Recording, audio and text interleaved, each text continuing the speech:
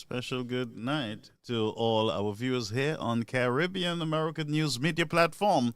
Greetings, my friends. Greetings. I did promise you that we are going to be here on Sunday. I promised you that on Thursday, and I believe on Friday evening. And so we are here. Let's hoping that you are settled in. I know you St. Lucians, some of you here in the diaspora, you like to get into your beds early. You're inside early, but greetings, my people.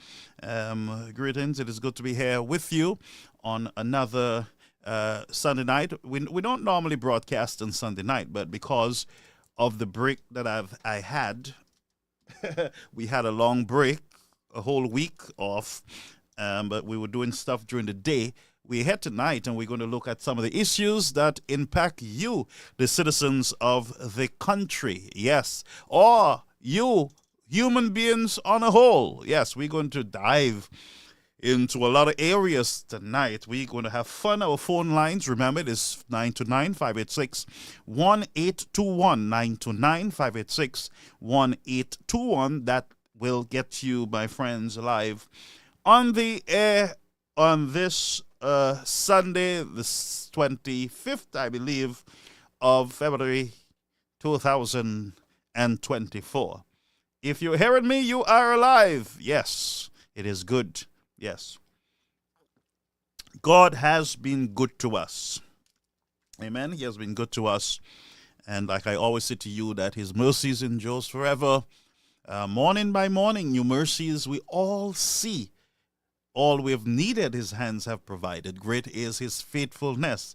And remember my theme for this year. It was the same theme for last year. Strength for today and bright hope for your tomorrow. All right, let's get to work. Let's do some greetings. We have time for greetings tonight. We're very much early. I went to drop my wife and my daughter to get something at a special restaurant that they like. So I was able to run over and come back, get my garbage out. You know, we do recycling and stuff. I had to get the garbage out, and I'm ahead of everything that I need to do when it comes to home. All right. So greetings, friends. Greetings again. Let's welcome also those of you who are logging in via YouTube. Greetings to you, our brothers and our sisters over there on YouTube. Please share the live. I was not able to share it a lot, but please share the live. And for those of you who are viewing here via Facebook, greetings to you. Malcolm from Miku, my brother. How are you doing? Greetings. Welcome to the platform. Miku South is in the house. Let me know where you're viewing us from. Let me know, friends, where you're clocking in from. The community. I will see if I can pronounce some of the communities there. It's St. Lucia. Big up to our Grenadian folks, yes, who have joined us on Caribbean American News Media Platform. Yes, my friends. Greetings, Edith Sakafet. Antoine, yes, greetings to you. Greetings. Good evening, my lovely one-on-ones, one and all. Greetings. We have, let me see here, we have from Swazel, Antoine. You're from La Pointe, Swazel. Swazel is a good area. It's a good place. Yes, greetings. Babino. Charles, yes. Marius. Babino is, somebody guide me with Babino. We have Soufre in the house. Hippolyte. The Hippolytes are indeed from Soufre. I have my friend, my sister Lauren Hippolyte. She's from Soufre originally. You know, I met her as a result of our platform, and you know, she's still my partner. Yes. Good. Lydia Francis. All right, so we have Soufre in the house, Babino, La Pointe, Swazel, and Lydia Francis, my do-do-do-do. Good evening to you, Lydia Francis. One thing with Lydia, she have a lot of patience with me, you know, even though, you know, I haven't called her in a while to say hi. You know what I'm talking about, Lydia. Greetings to you. Yes, wishing you all the best, you and your family. Yes. Babino. I've been to Babino, but I can't remember where it's located. If it's past wherever it is, but if Bruvo, thank you, brother. My brother from another mother is on the platform too. Mokowe Martin Francis. Itujuta. Mafsa Martin Cafe, Sejusa. Itujuta. But yes, Cleo, greetings to you, my sister. My sister, oh, greetings. Marva, good evening to you. And Norrens, I don't know if I pronounce your name good, but thank you for the stars. But I don't know if I pronounce your name right, Norrens. But greetings to you from Canada. Canada is in the house. Abigail, how are you? Blessings from Florida. Our Florida folks are in the house. We have some good supporters there in Florida. I look at the stacks from Facebook and Florida. You're doing a tremendous job there in viewership. Greetings to you, my friend. And Marva, howdy. Good evening. Yes, Norrens, yes, my sister. You know what?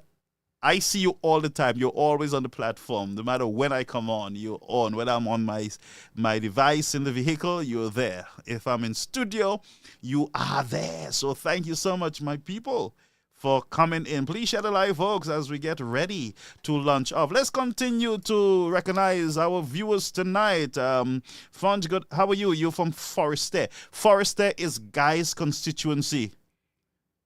I know Babano. I think I know Babano. They call it Bibino for those who yank. Bibino. Yes. So yes, Guy. Yes, I was there I was there with you guys at Forester. I almost got lost climbing the hills. I almost got lost going in. My sister and I, my niece and her kids, we drove early in the morning to go to the event. And I almost got lost just trying to find a field at Forester because I'm saying, well, they would not have a field way up on the hill. But yeah, I mean, that's a beautiful area. You know, as we climbed that thing, a guy told us, no, you got to go around, go up, go down, go around. And then we saw this beautiful beautiful community there in Forester. I was very impressed. I didn't know that, it's years I've not gone up into these areas. I stay on the main road. I stay in Dennery. I go Viewfort, Soufriere, those areas. But I had the opportunity to go into Guy's community. Beautiful community. I love it. But when we were leaving during the night, I got lost. I got lost again. I ended up climbing the hill, going up to some areas. Man, that place is high. And I was a bit scared because we kept climbing. And here in the United States, friends, after you live here, for a while, you get tired. You experience a lot of flats and stuff. But the hills, no. So I'm driving up the hill. I'm going higher, and I feel like I'm a plane. I now shift from a vehicle to a plane. I'm like, no. And then the roads are small, and I said, wow. And then we were able to turn around and come back and head out through Bexar back into on the main road there. But I think Mac or somewhere we came out and got on the main road because you don't have GPS. I think I tried to put on a GPS, but whatever it is, but it was a good experience. Alice in the UK. The UK is in the house. What time is it here? Let me know what time is it there in the UK. UK is in the house.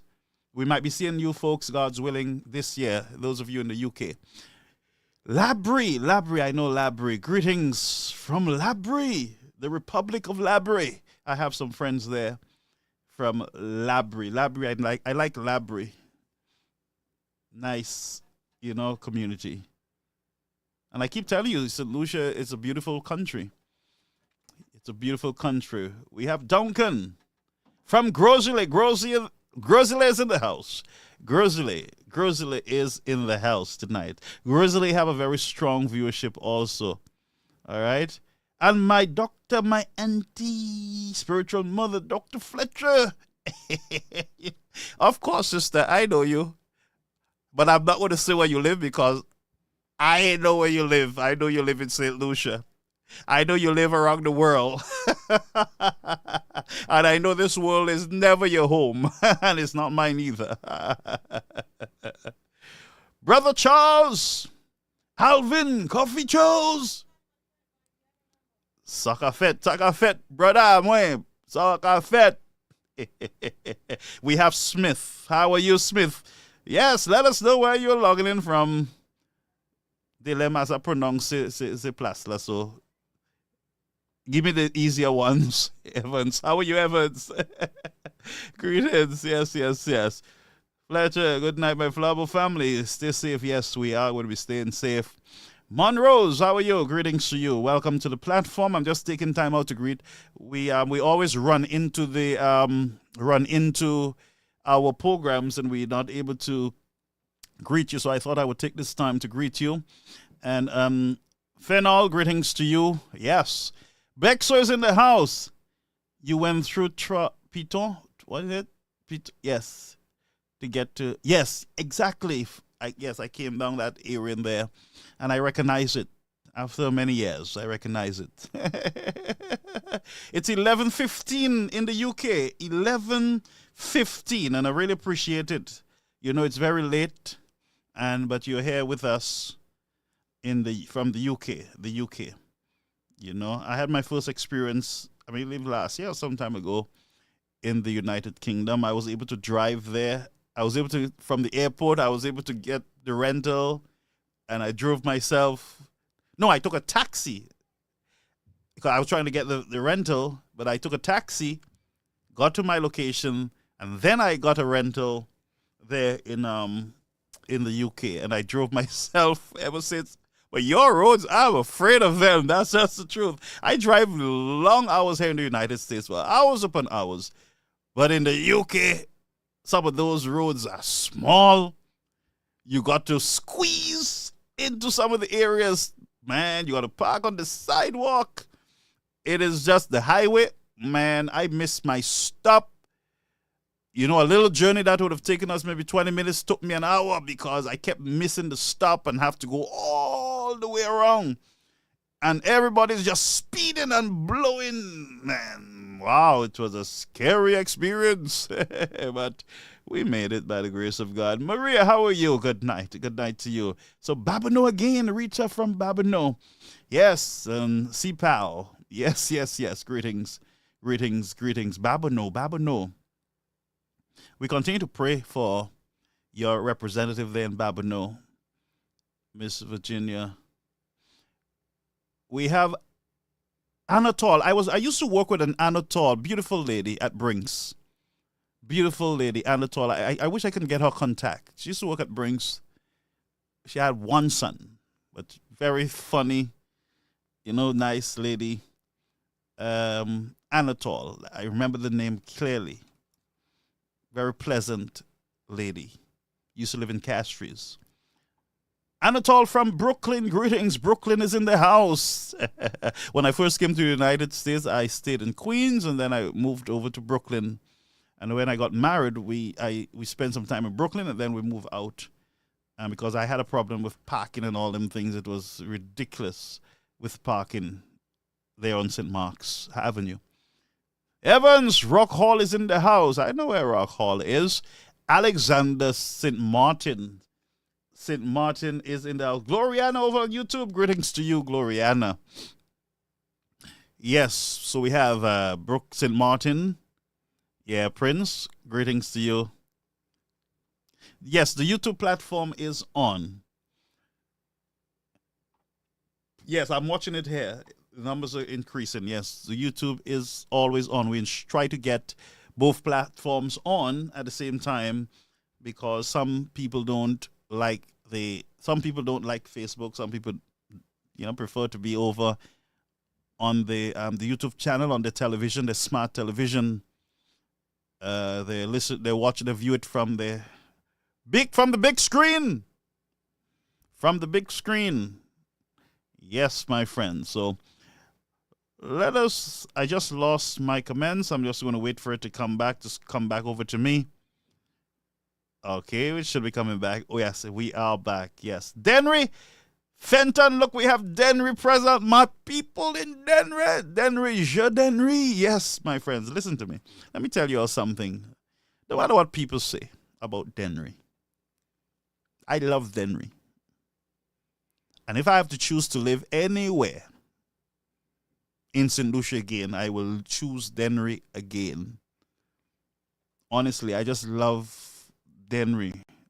Dennery, Dennery, Dennery. Dennery South. I used to be in Dennery North. I used to be in Lacaille, Lemaire, Grand Ravine, Dennery River, Belmont, Oleon. We used to be in all those areas, all those little areas there in Dennery North. I used to be there as a young boy. There was a long stretch into from the main road heading up into Dennery River, Oleo.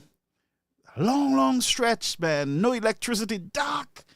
No sidewalk. When vehicles coming, you got to go in the bush. You got to jump in the bush, you know. But it was very dark at night when we come in, heading back to Dennery, walking as young boys, as young men. Man, you got to walk through that dark place. We used to walk in the center because you can't see properly. And you would just see this light, because there was a pole at the end of the road. So you would just see that light at the end of the tunnel. And we would walk in the center, and we're walking, and we're running, walking. Just, because it's dark and you don't know what can go wrong in there. And I remember we used to have fun as young boys, in the Dennery community there, both Dennery South and Dennery North. I went to Des Ruisseaux a number of times. We visited Des Ruisseaux, Poilé, Micoud,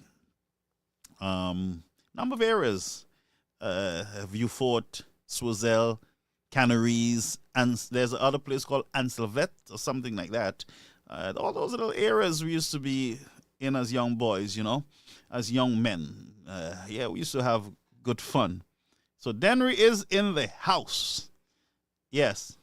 So Anatole is originally from Grace in Vieux Fort, yes. And by the way, Vieux Fort have some beautiful areas. Vieux Fort has some beautiful, beautiful areas. Wow, yes. So the Grace, Vieux Fort. And we have Fenton. This is Naima. Naima? Henry. Alexander from Soufrière. I've always been afraid to sleep in Soufrière because of the volcano. They said, well, the folks think that the volcano is up by the hot tub, but the volcano is actually in the city itself, in the village, down in the bottom area where people live. So they think the volcano is up on the hill, but the real volcano, the beast, is sitting down there. But I'll tell you, St. Lucia, God has been good to St. Lucia when it comes to the volcano. And what can we say but to acknowledge his goodness towards the people of Soufrière. Soufrière is a beautiful community, to tell the truth. And I look forward one day to waking up in Soufrière. Just waking up, smelling the sulfur, hearing the sound of the beach, the waves. I look forward to that type of tranquility, I call it. Tranquility. And that's why, as solutions, we got to speak up on crime in the country. We must speak up on crime in the country. We must never allow anyone to bully us into silence where you feel afraid to speak up to have a better experience. Because when I speak up, there are a lot of us who live in the diaspora and we want to come back home ever so often. Some people want to move back to live. At some point I went into contract some years ago to buy a house there. It's at Lucia in Dennery. So you always want to ensure that the country, you have families there. We have friends there. Look, I have all our Facebook brethren down there. We have people, human beings in the country. And to hear that our brethren are living in fear for their life because of young people without any control. And when we speak up, we're being bullied. You're being called names and all the nastiness out there. People just say things that are ungodly. That doesn't even make sense to them. They look like a bunch of idiots. You understand what I'm saying? So we should never allow anyone to bully us into not wanting to speak. When we speak up and we agitate and we speak on the social ills, then we help our government to spring into action. Any good government would appreciate a free press. Any good government, right-thinking government would like criticism, would encourage criticism, both positive and negative, because it helps you to be better. It helps you to do what is right by the citizens in the country. But what you cannot do is to listen to some little smoke herring, just making useless noise. That's what it is. Also the useless noise around the place. Doesn't serve anything, any cause. It doesn't help. And one thing I realize with some of us men, we have high egos. We always want to look mature and feel like, we feel. But there are times we need to cool down. Sometimes we do need to cool down. But let me just go back. All of us want a safer space for our grandchildren and our children. Those of us with children overseas, born, you wish one day they can go back and serve their country. You wish one day that they can have an input, whether they are doctors, they're engineers, that they can go back and use their skills to develop their parents' land of birth or the country of citizenship. You look forward to that. But what we need to do, friends, is to discourage this kind of nastiness in the bunyo, in the stomach of St. Lucia. And no wonder, man, there is no peace in the hearts of some people, because the mind, the very imagination of man, it's constantly wicked and evil towards each other. People always conspiring and always, they're always just looking for areas that they can sow their own dysfunction. The lack of peace. There is no rest or peace for the wicked. Can never be. So everybody wants everybody to be miserable like them.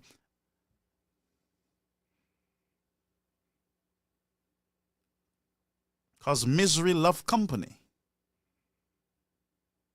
But folks, allow your joy and your peace to be anchored in the man Christ Jesus. Allow him to give you that peace. Don't allow anything else. Don't go and try and look for that peace by buying things and dabbling in things that you can't deal with when you are called to account by the King of Kings and the Lord of Lords. Don't dabble in things that you will never get out of. I read a book, famous writer of mine, and she says, some have gone into dark and slippery places, never to return. They have sold their souls to the enemy of God. And so they have gone to a place where they have no conscience, no heart. But there are many who follow. Many followers. They follow others who have already given up on their eternal salvation, and they follow them into that same path of a very dark place. Well, greetings. Irene, Ticolo, where is that? Ticolo? Where is Ticolo?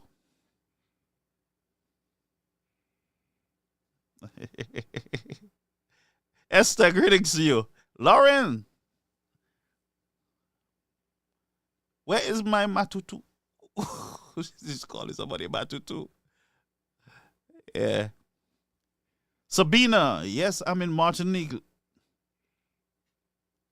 Yes, I'm in Martinique, living kind tomorrow. Oh, okay. Sabina, greetings to you. Nancy Go. Stanislas. Must be from Soufrière. I'm telling you. I know the names now. Blessings to you. Yes. Let me see here. All right. So we have Gabrielia, who is in Brooklyn. Yes, my people. A lot of people, a lot of solutions in the Brooklyn area. And let me tell you something. If you want easy access, when you come to the United States, Brooklyn is the place. Although rent has gone crazy in Brooklyn, and the cost of living when it comes to rental is extremely high, but you can get anything in Brooklyn.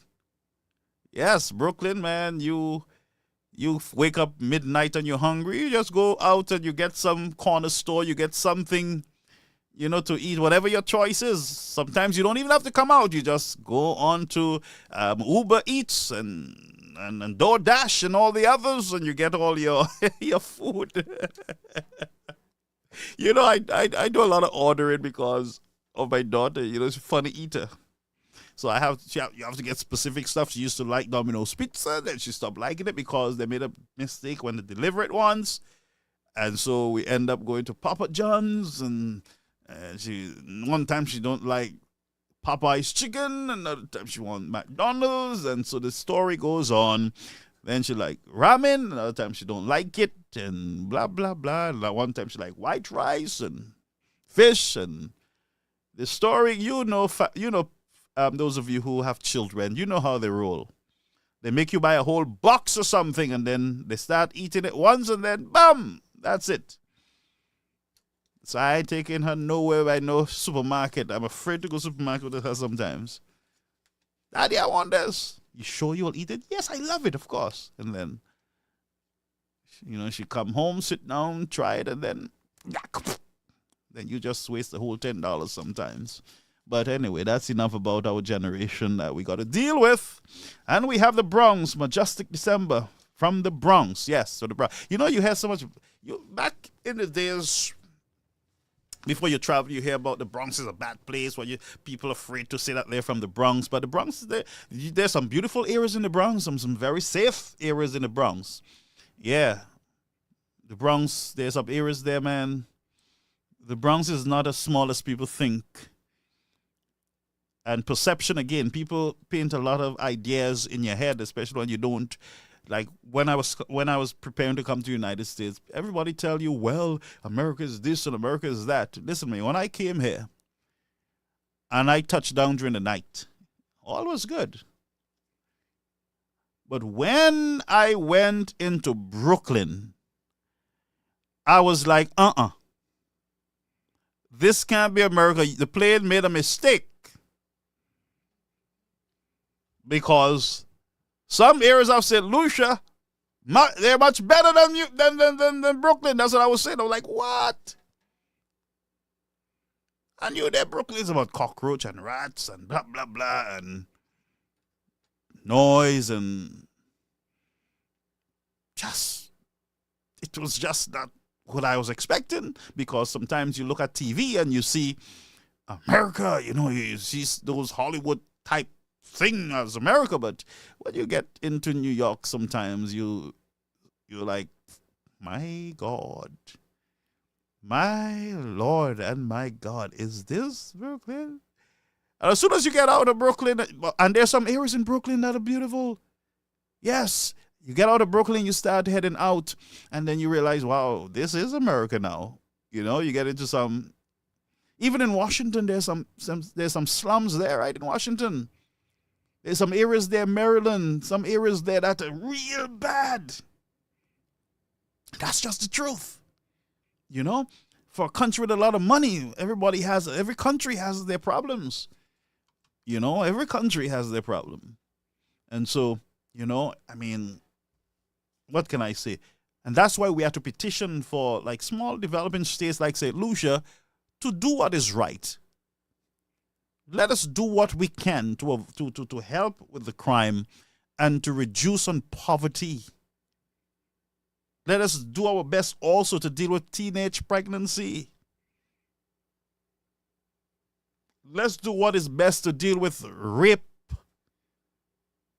the abuse of our sisters in the country. We got to do what is best to create a better union, a better country, so that all can live, everybody can be happy. But like I said, you have people who are afraid. Some people run into their homes. They don't be out there socializing anymore because they don't know when they're going to be shot. A lot of people don't go out anymore. They go run to work, run home, and they pray like crazy for the children, even in the schools, because the schools too have their problems. But no, you can't speak about those things because you have some hacks that will tell you, well, you talking about all these negative, like St. Lucia is falling and the sky is falling and everything is bad, blah, blah. It might not be bad for you, but there are families who are catching their tail to survive. There are families who are concerned for their lives because of where they live and who is their family, who they're related to. There are those who are afraid because of the party that they're affiliated with. There are those who are just afraid for their lives. And that's just the fact. So you'll hear some say, well, where the crime? Where the crime? Where you see the crime? And I'm like, that's ignorance. It's total ignorance. Numbers don't lie. If you're a good accountant, you'll understand what I'm saying. 1 and 1 will never be 2. And if you move 1 from the 2, you get 1. 1 is already gone. Those are hard facts. Ain't nothing you can do about it. But, leave the 1 if you want to. But don't come and tell us that nothing is wrong in the country and everything is good. Is us up here who just agitating and talking. Everything is going fine. Why are you guys talking? This is our country. No, I have rights too. It's my country too. I was born in St. Vincent. And no choice of my own, I was moved to St. Lucia for residency. And under John Compton, I was issued a citizenship because my family was relocated. My mother, my stepfather married my mother, and so she was not willing to leave me. And so I am St. Lucian, and I have paid my dues and will continue to pay my dues. I paid my taxes for years. I helped when it comes to community programs and community efforts such as disaster preparation, grief management, and other stuff.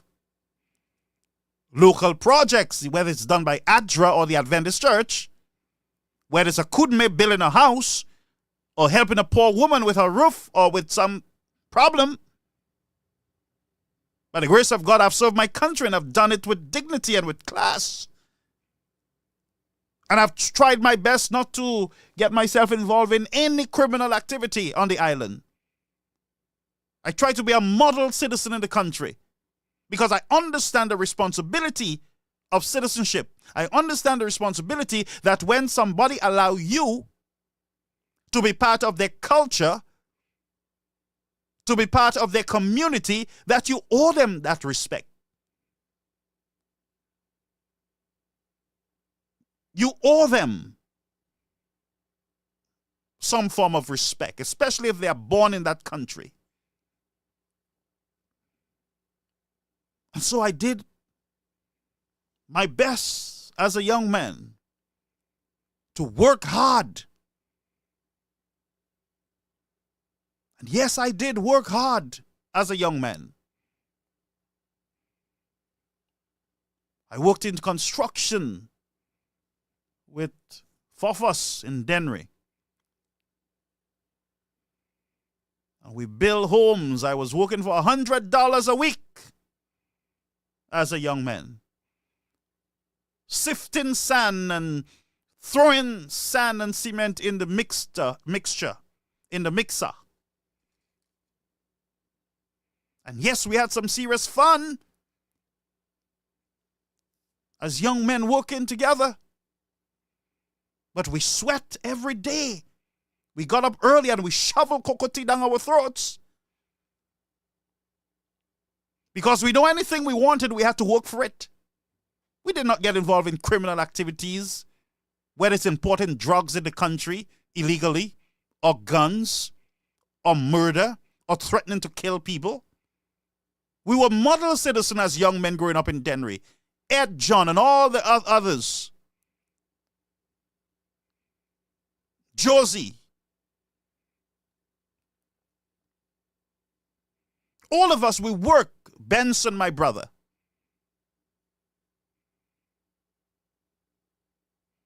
Nimrod Biscom.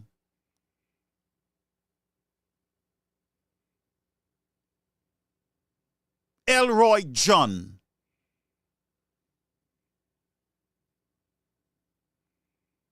We did what we had to do. Yes, we were imperfect as young men. But we went to work. And from that construction work, when I realized $100 was not enough, I remember going to Fafas and I said, you know what, I needed some uniform for the singing group with Elias Vidal in Denver. And I said to him, I said, Fafas, we need uniform. I need to buy my uniform. Give me an extra $50. And he raised my salary to $150 a week. And every time we get that $150, while Ed, he was a real construction man, he would get more money a week than me because I'm a helper, of course. And I never get jealous of Ed, you know. We worked together. Ed was my best buddy. We laughed. We had fun. They like a foot when we when we we're looking for our little wife, girlfriend, you know, we go together. Both Ed and myself, we moved together. Those were the funds we had as young men. And we would travel from Olio to Grand River to anywhere, Dairy. So we would go wherever. Me and Ed, we would go wherever so we can look for our little girlfriends. From church to church, community to community. Those were the funds we had.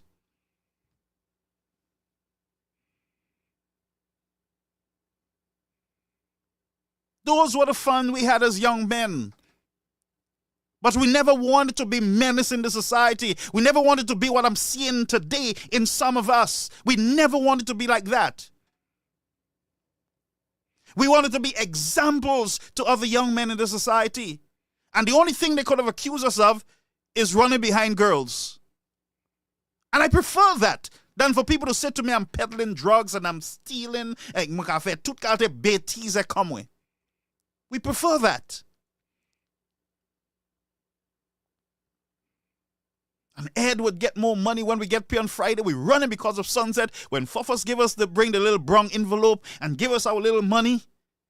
And when Ed opened his in front of me, Ed John from Denry, when he opened his and you see him counting his little $100. And he moved from the $100 and he count down to the $20 and the $10 and the $5. When I opened mine, I ain't had no counting to do. I pull 100 and another 50. Done. And he keep counting. I watch him. And I say, one day, I will count the same way too. And then Ed, we run home. We take a quick bath. Brethren, when we on the bus, you see cement in our fingers.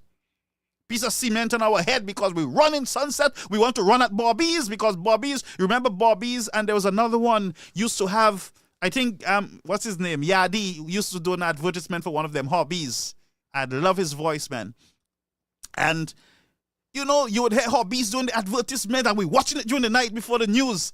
And we would say, I want that shirt, I want that. It was cheap at the time. So we already budget Moha wear $100, Moha fini, because Moha wear Samovle. And so Ed and I, we would run to Castries with all the concrete in our head, even though we bathe, you know, all in our finger, and we run smelling like concrete.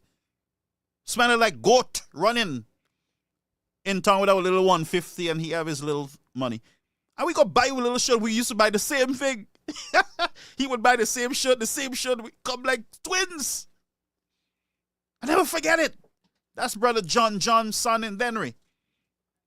For those of you who know him.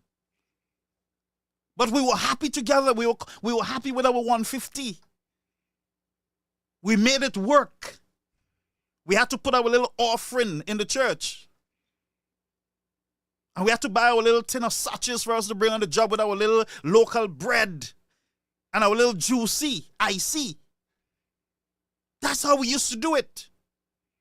Ed used to bring a little extra cheese stuff, the laughing cow cheese thing. He spread it in the bread like nukama. Ed, give me bread. And then we would sing, and we working. When the work get hard, we singing together, man. Ed, a cappella, we singing.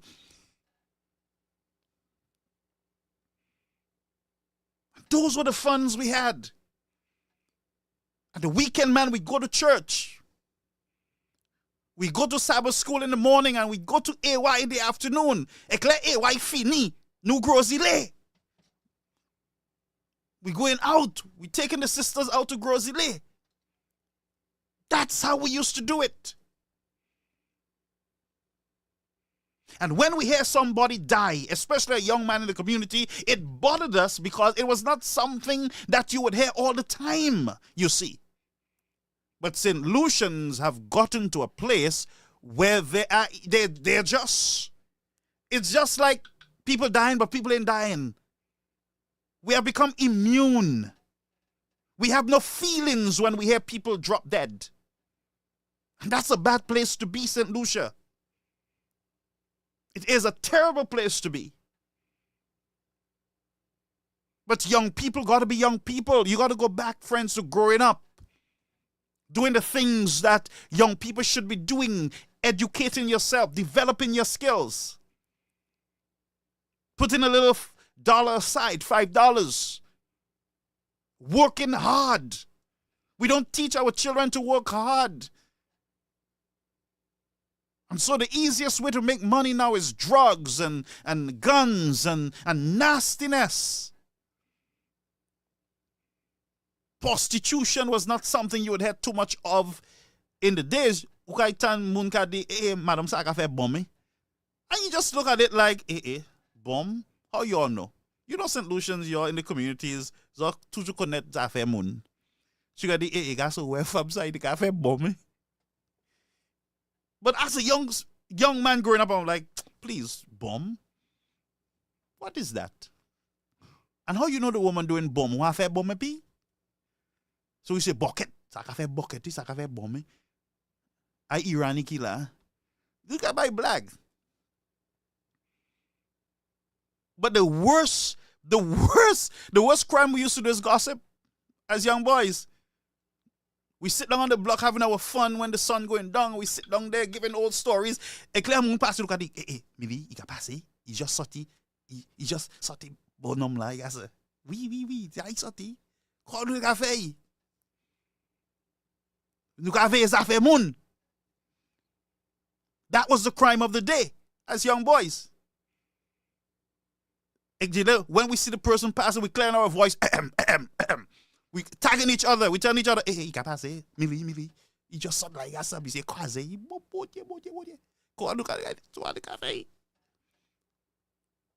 These young people don't have no fun anymore. Walking with guns in your waist and knives to hurt people. Those were the days back that we used to have. And you know where I really saw bomb? In St. Lucia, and I confirm, yes, c'est mon café bomb. I saw it myself with my own eyes. Ik pa di mo here about, so café bomb too. No.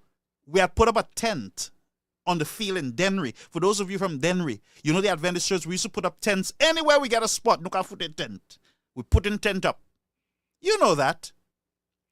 And the fun for us with the tent is that we would sleep under the tents.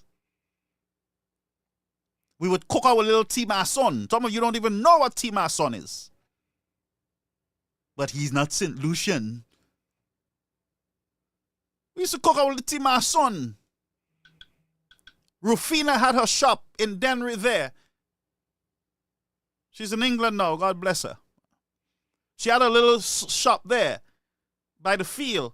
We'd put the tent there, man, and we would sleep under the tent, have fun in the night, take off the light, and we having fun, we laugh and giving all kind of joke. We cook our little food, Timason. Ajou, nou ka bouwe Timason, nou gasa. We go on the stage to lie down, waiting for the food. Everybody hungry, crusade done. Pastor preached too long. We hungry. Food cooking, Donaldson already make the dumpling. They make the dumpling, man. Your face are wed. Well, Timason is when you put milk, dumpling in milk, and cocoa. Cocoa tea and dumbwe. But you have to do it wed. Where? Ko wash, gasa. Si ou pa ni dan, ou pa ama esa, ou ka tout fele sa. So, we're waiting for the cocoa tea in Dennery Timason young men, hungry man, all of us watching the pot. We go inside, leave the pot outside. Brethren, when we go and get our pot of Timason, you know what somebody did? They put a big stone in the middle of the Timason. Your foot a rush. I did the Timason, no? That was the crime we used to do. That was a wickedness, guys. Ik lo je di me muna ki fe, mo chebe mi se gasa di da kui. Ek mo live mi se because fenu fe gasa, but the ka fute mi se yokut bagay gasa. Mi se mete bag go wash at the damn pot like no fingers. We take out the stone and we see how we can eat around it. Gasa we biting all you hearing is crocs, stones, your teeth going crack, crack, crack. Me no fe. Ko hanu de cafe. So one night we were sleeping under the tent, and these are stories that, you know, we can tell our children, we can look back at the fun we used to have. So one night there was a mentally challenged lady in Dennery called Miss Lottie. Miss Lottie was my friend. Once she see me, whether she drunk or sober, she put on a big smile. And she would have an American accent. How are you? You look so nice and delicious today. That's what she would tell me. And we got the Lottie BF call. All right. You're right, I'm compositic. And she would show off. And she would whine when she see me. Lottie. I heard she was not doing well. One night we're sleeping. And all I heard under the tent, no, we took off the lights because we sleep without lights on the field. All I heard, Lottie came under the tent, you know. We didn't know when she got there, but Lottie came under the tent, and all we hearing in the bench is Mutia Pueza. And Lottie went, hi, Mutia Pueza. So we like, what is happening? So we jump. We alert each other. We sneak down. One of our brothers, Seeley, he is in the U.S. Army now. So we jump down and we sneak. When we look, we see that dummy guy in Dennery. The man come there doing bomb under the tent with Lottie, and that's how I confirm that bomb is a real thing. So they put the bench together, and Lottie jump and she pulled him. She dragged him by his neck and said, Mute apueza, mute. Ek Lottie, hay, ava bugla touche. Ek gasa. No point amoso bagay, no fute Lottie ek bugla nyokut bagay gasa. Ma se lolo bef sa nou teni. No fute, yo he le. Lottie run, the man run. Ek bugla, yo do tent like a bab, ye ka jiwe nou. Moumou a jou, imagine maintenant Moumou parler. Mais monsieur parler because quoi monsieur jeune ba tent là. Monsieur jiwe imagine maintenant Moumou parler modou. Monsieur jiwe Lottie jiwe tellement modou. Il jiwe tout. Guys, listen.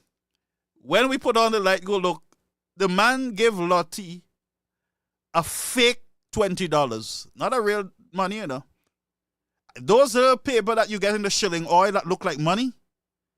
C'est ça moumou a fait Lottie, a fait bon avec Lottie, buy Lottie a vieux papier from the shilling oil bottle. You were kids too. We used to use them shilling oil thing as money. We used to have it playing around like, it looked like money. The design around the end of the shilling oil. Those of you who know what shilling oil is. Some of you just born, you don't know nothing about shilling oil. You know more about guns than shilling oil. And the man gave Lottie, man, that thing, we found the thing. When we give Lottie and the man the coup, the lash, he dropped the fake money, guys, sir. And Lottie thought she was getting money. But bomb side didn't go through because no diffuse bomb side, mem, no say bomb squad. Bomb squad, eh?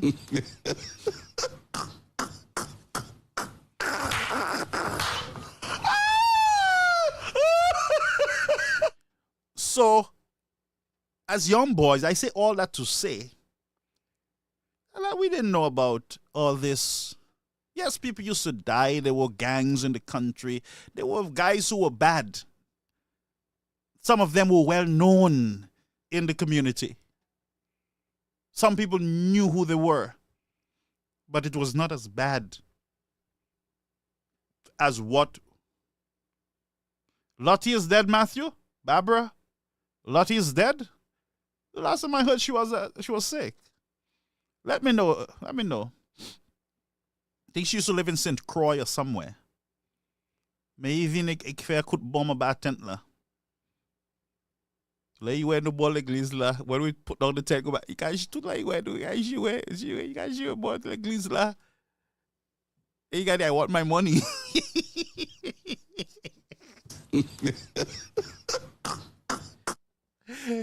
Guys, but the guy we tell, but when you see them Adventists used to do their little craziness, and Lottie would watch them during the night, like when they're coming out from people's house. You know what I'm talking about? Oh, it's a couple of years now. Oh my God.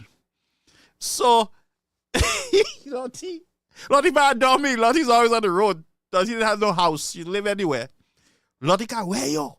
Lottie yo. When they come to church singing in the morning, they sit down in the church. What Lottie pass? Hey, Lottie can expose you. You can't meet him tell you go. Hey, Lottie can expose 2 to 7 days now, Henry. Hey, can do who doing what, when, and with who. When she read the files to them, Mama Lottie, they moving as But I just wanted to go back. You know, sorry, I thought Lottie was still alive. Barbara saying it's a couple of years now. Okay, Hippolyte says she know, you know the man very well, right? Edwards, Denry was always peaceful. That's true. Denry was always a peaceful place. When you get a murder in Denry, guys, it's just, you know, it wasn't the way it was. Most of the deaths we used to have in Denver is an old person dying, an accident, you know, an accident on the road, on the highway, you know, somebody lose their life. And that's what we used to have. You know, we used to live by Mabrielle, right in front of Daito there. There was a house right there. That's where I used to live with my stepfather and my mother. Right in front, as Tibugasa. We used to play in the sand before they back up the water. There was sand where Daito is. See, we used to go there and play baby house. Right there, we used to play baby house. There was an old boat, wooden boat. They used to have the canoe at the time. You know, and my stepfather had a canoe or two with the coconut leaves as the roof, with the 4 sticks by the water, the boat house. That's what it used to be. And you know, we used to enjoy just being boys, playing in the sand. Mais nous découvert baby house. Moi toujours voulais, you know, I want always to be daddy. Daddy. Why, man? Why is me? But I mean, that's our sin. That was our sin. It's a shame what we have. It's true. It's a shame what we have now. You know, I'll read your comments as I speak, but those were the good days. Hi, Sylvia. Greetings to you, my friend. Those were the good days, man, that we used to do our little stuff. And back in the days, as you know, in politics, and people would respect each other. John Compton would be talking with the other side. They would be having their fun. And what I found out is that John Compton and what's his name, Hunt, they were related or they were married to the same sisters or something like that. So they would have lunch together. They would have dinner together, special events together. But they drew a line. But this kind of, I don't know where this thing came from, this bitterness, nastiness. And yes, John Compton went through hell. You know, he was fearful for his life in St. Lucia. He was told go back to his country. He was threatened. Yo juste dis moi yo voye kaka lay, adi da nylon. A nylon, ko nou ka create nylon. Huh? Let me see here.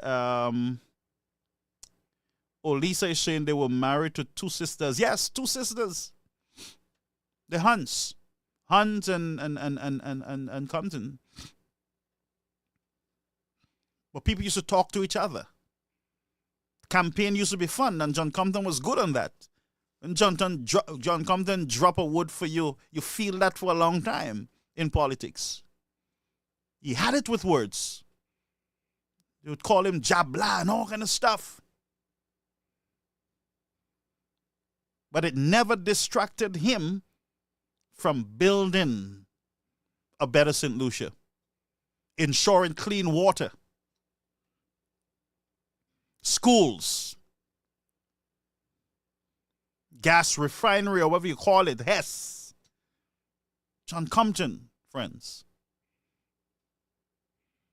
John Compton. And there are those on the Labour Party side who helped to build St. Lucia too. But there are those among them who are obstacles in the way of progress in the country. And do we see that now? It's evident, quite evident,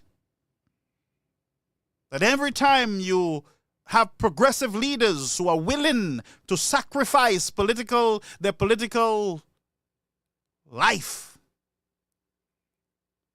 to build better for the future generation.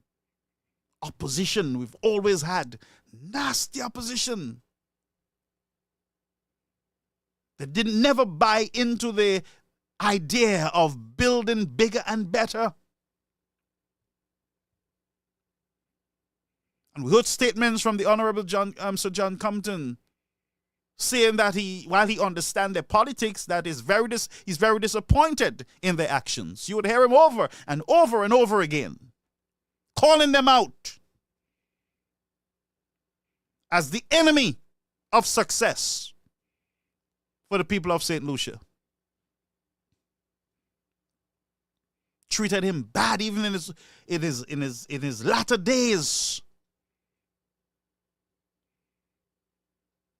Treated the man who championed the cause of St. Lucians, both in the region, in the country, and on the international stage. One who wanted the end to slavery, wanted the end of the plantation mentality.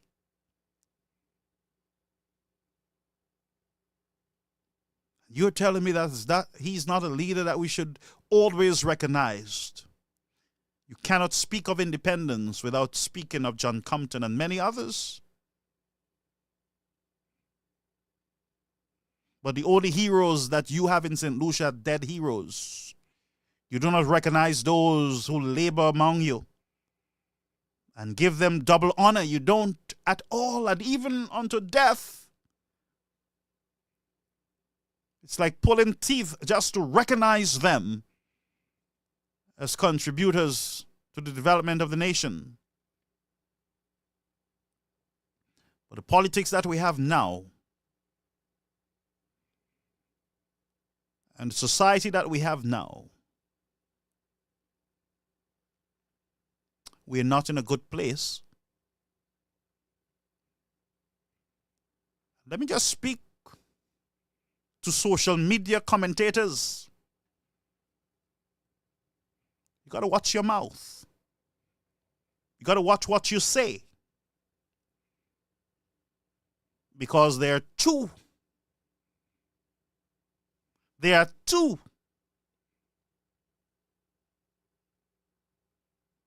rewards that you should expect when you cross lines that should not be crossed. One, the legal system, and the man who says judgment is mine, I will repay them. You see, untruths and injustice, God don't sleep on them. History have proven it.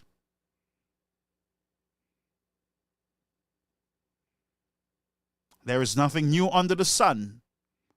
That's why we got to be careful what we say about who. And some of you don't believe, and Kenny Anthony made it very clear that the walls have air. Some of you are very deadly, dangerous to yourselves, destructive. There will never be rest for the wicked. These words will constantly echo through the timbers of your heart, your mind. My voice will be the voice you will hear. Vengeance is mine, saith the Lord. I will repay. And that's why I say to you, it's okay for us to debunk or for us to challenge each other on our position, but some of these guys have no position on for the development of the country. They don't aid. They don't speak about what is happening among us in the country. Mépris, innuendos, assassination of characters, lies, deception, deceit, and there are many that follow thereof into an arena of curse and blight. And then they wonder, what is wrong with me? Why? What is wrong with me? The Bible calls it shedding innocent blood. Look it up. And look at the reward of all those who have done it throughout the oracles of history. That's why when I come on these platforms, folks, I stay strong on the issues. I stay strong on the issues because I know I am safe on the issues. Somebody can challenge me on the issues. And I don't deal with characters like the lower mortals who want to be relevant.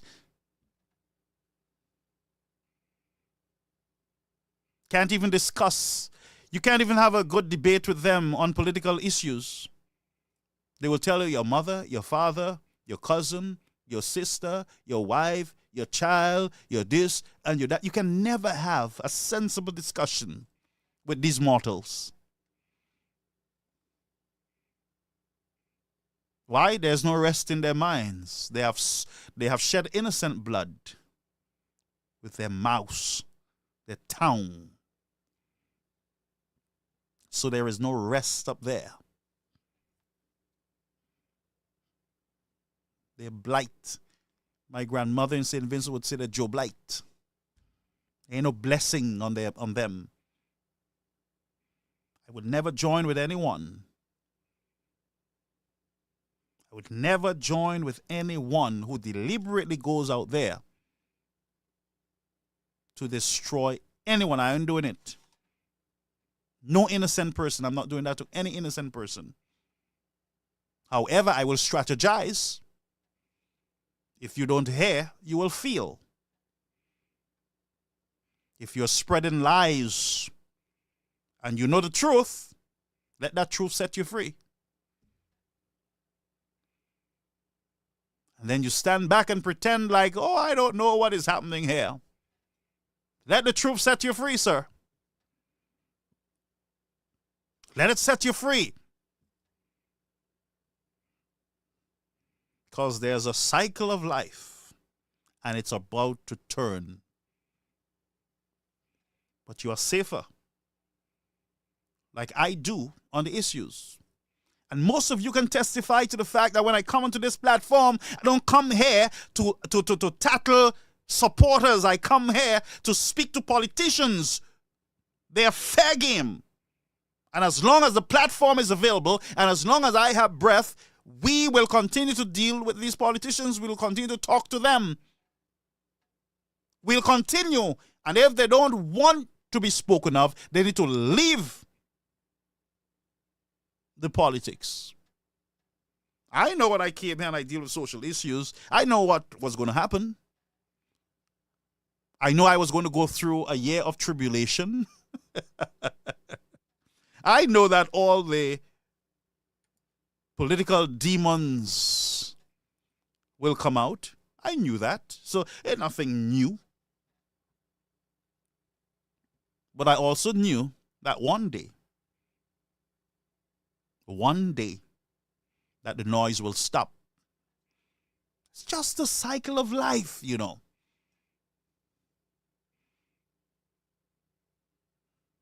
The cycle of life that turns. And like there was an old soap opera, as the days turn, or as the world turn, whatever you call it, there was The Young and the Restless, Bold and Beautiful. I believe they were As the World Turns.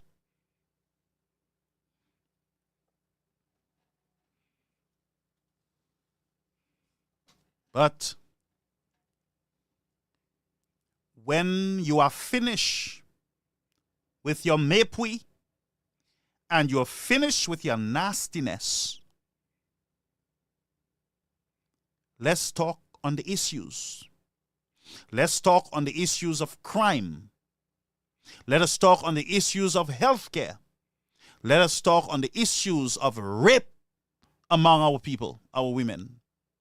Let's talk about the roads. Let's talk about the prices at the store. Let us talk about the development of the nation when you are finished, when you have satisfied yourself, your evil mind, with ghetto talk. Then let's have a conversation.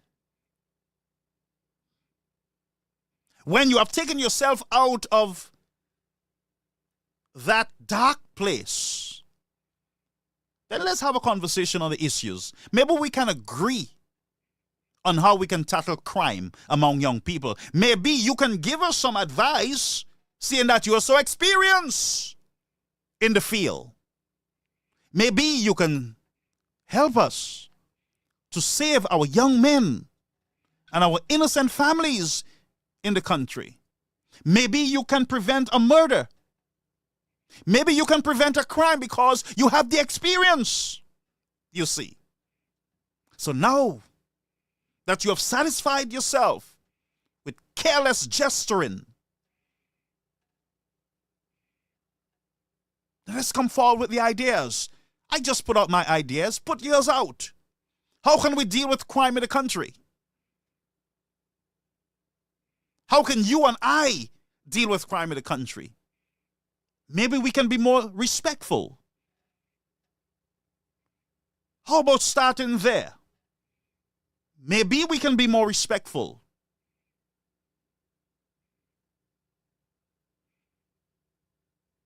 Yes? Can we start there?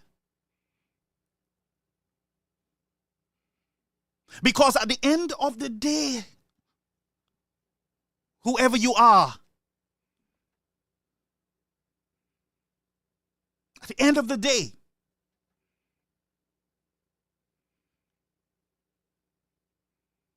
we are losing our young men. Why don't you start a movement to save these young men? I don't need saving. I'm a decent citizen in this society. And I've been a champion around the globe for the eradication of poverty in some communities. And I've stretched my arms to countries on this planet that really needed the help. But here is a cause. That is our young men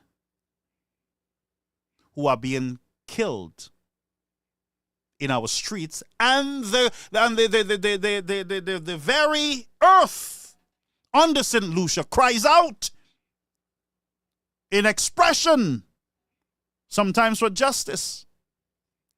The very earth cries out for someone to do something, to get up and do something about it. The earth is drinking a lot of blood. And it's not the blood of goats or pigs. It's the blood of our young people, our young men. We got to save our young men. We got to rescue them. Famous song in the SDA church says, rescue the perishing, or young men are perishing. And what we talk about? Things that are not even our business. Things that we know nothing about. Let me tell you something, and I'm speaking to you, St. Lucians. Some of you are very bad, you know. Some of you know truth, but you prefer to believe a lie. Some of you, that phone that you use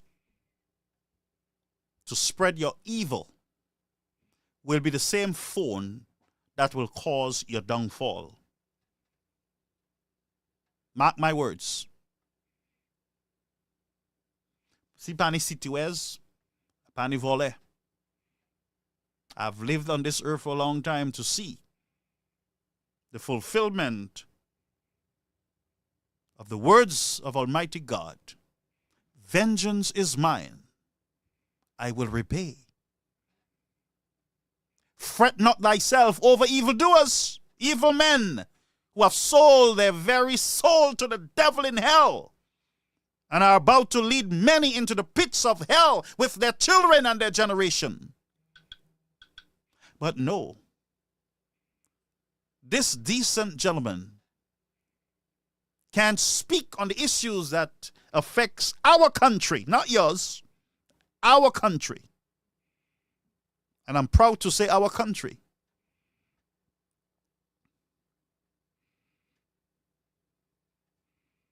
Because I have never claimed tax return in the country. That money stayed there for the development of the country. I've never once claimed tax return all the years I've worked in the country.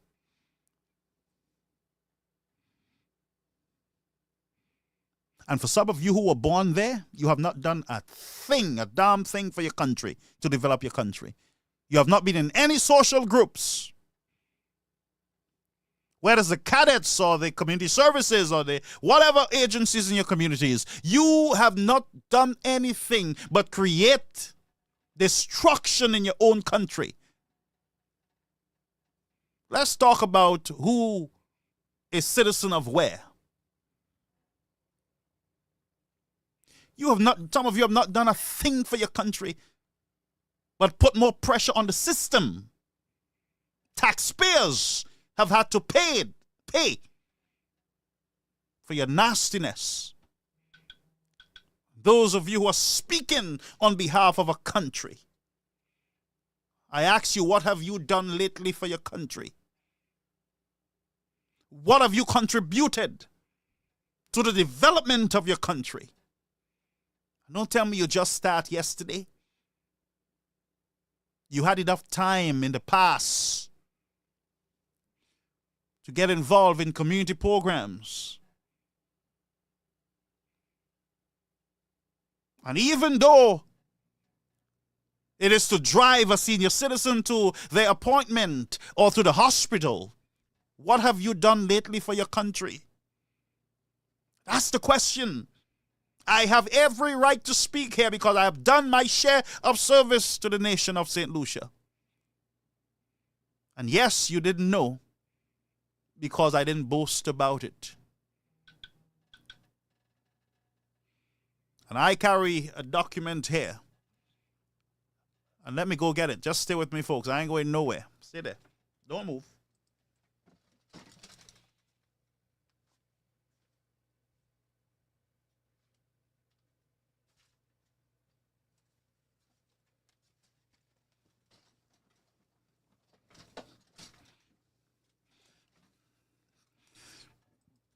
I'm back. And I'm asking you, all the noise you keep and the insults, humiliation on social media, let's talk about service to the country. Let's talk about it. You see this? You see this?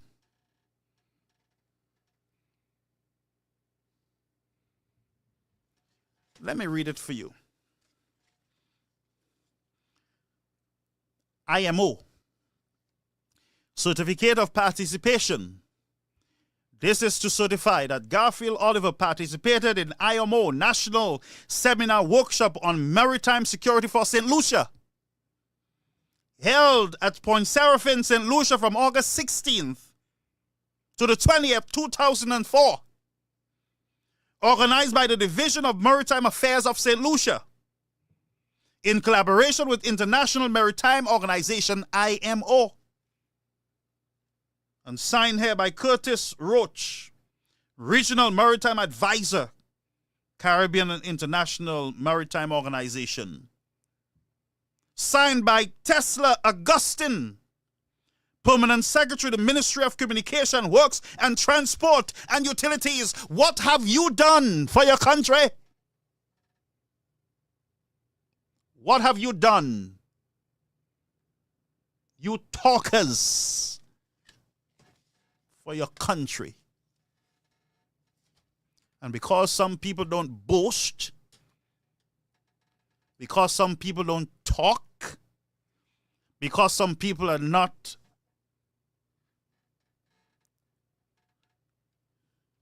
that type that beat their chests around the country and talk about who they sat with and who they talked to. I didn't sat and talk to nobody. I was actively involved in the bouillon of the country.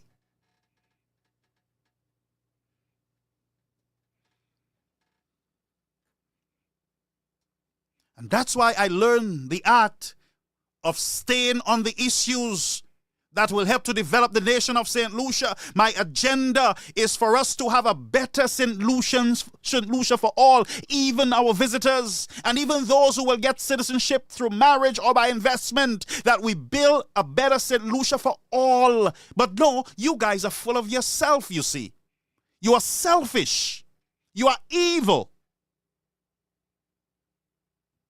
What have you done for your country lately, St. Lucia? Let's have a conversation. Many times we talk the government and crime, the government and crime. I'm asking you the question, what can you do to aid in the fight against crime? Because the government can't do it alone. And the police surely can't do it alone. Yes, at times the police have shot themselves in the mouth. And our government have shot themselves in the nose. But what can you do? We can fix the nation's problem when it comes to violence from the home. You look at the schools. The schools are a scary place. The workplace a scary place. Government a scary place. The home. St. Lucia, the home. When you tell me you're producing these menace in our society, you're creating some of these men that we see on Facebook, and you're telling me that's your best? Is that your best, St. Lucia?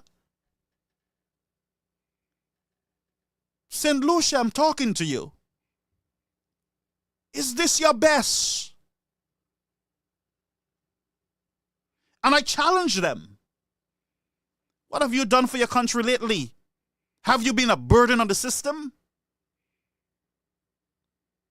What have you done for the development of your country? For all these years that you are born in St. Lucia and you speak about foreigners coming in. Yes, call me a foreigner, but I have served St. Lucia. I have done my best for the best interests of the country. I have worked with young people to make them better citizens in the society. And yes, I worked with my brothers and to help them to be better. Thank God, God bless my brother, he's a police officer. A model citizen in the society.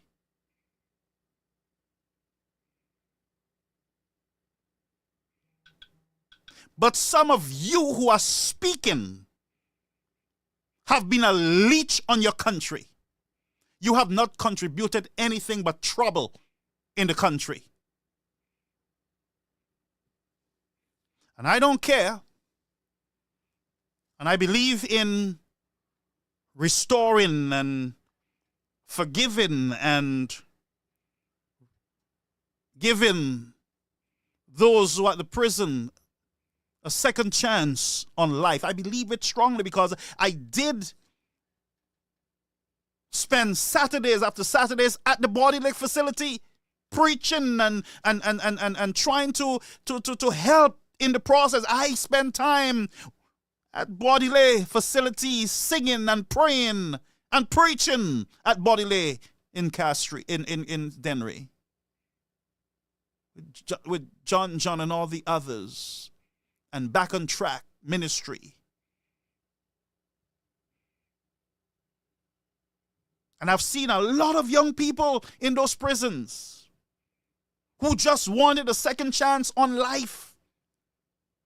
They just wanted to start over, to do it again. They wanted somebody to hire them. They wanted somebody to give them hope that they can make it if they try. But there are some friends that you can never rehabilitate because their criminal mindset is already there, and they constantly remind themselves and they remind their followers that, remember, if I used to, I can go back there, and always threaten violence with their evil speaking. Those have not been rehabilitated. Those we must watch. Those we must pay attention to, because there is nothing new under the sun. Ain't nothing new. Like I said, we have worked with a number of young people at Body Lake facility. And we have petitioned for second chances on their behalf. Those who have shown that they have turned their lives around. Those who were willing to try hard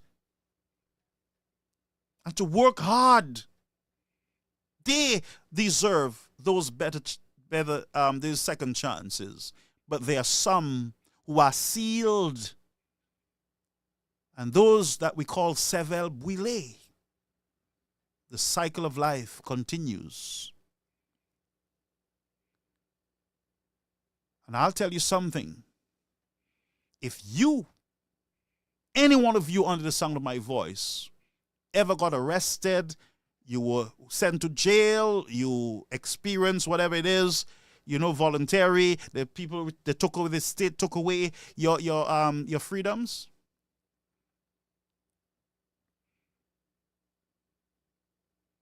And you were given second chances to start all over again. God bless you. And some of you have started over. Some of you are model citizens right now. You made mistakes and you own up to those mistakes, but you purpose in your heart that you're not going to go back there. Some of you have already purposed that I was young when I make those errors. I'm not going to make those errors again. But some, as I said, some are repeating, they're planting in themselves a mindset that can take root at any time. Those we must watch. Those we must pay attention to. The anger, the outrage, the bitterness, the evil intentions. That we must watch. And those who studied criminology and psychology would understand what I'm saying. Those who are watching on in St. Lucia and are cheering and are laughing and enjoying these evil moments, I will say to you one day, you will regret. Mark my words.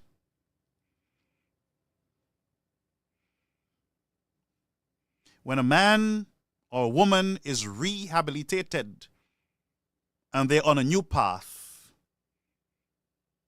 people don't see what I'm seeing here. People don't hear the things that all of us are hearing.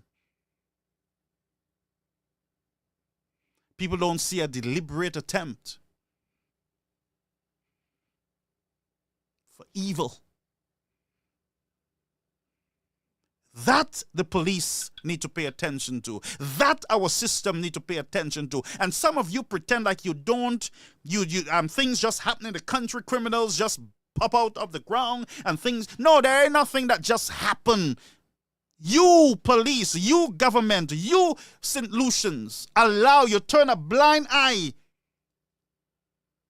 on criminal intention and you laugh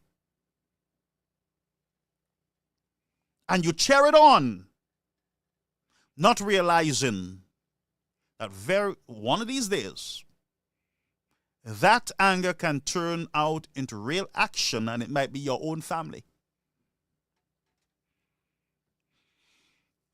And this is just the hard facts, and that's what we do here.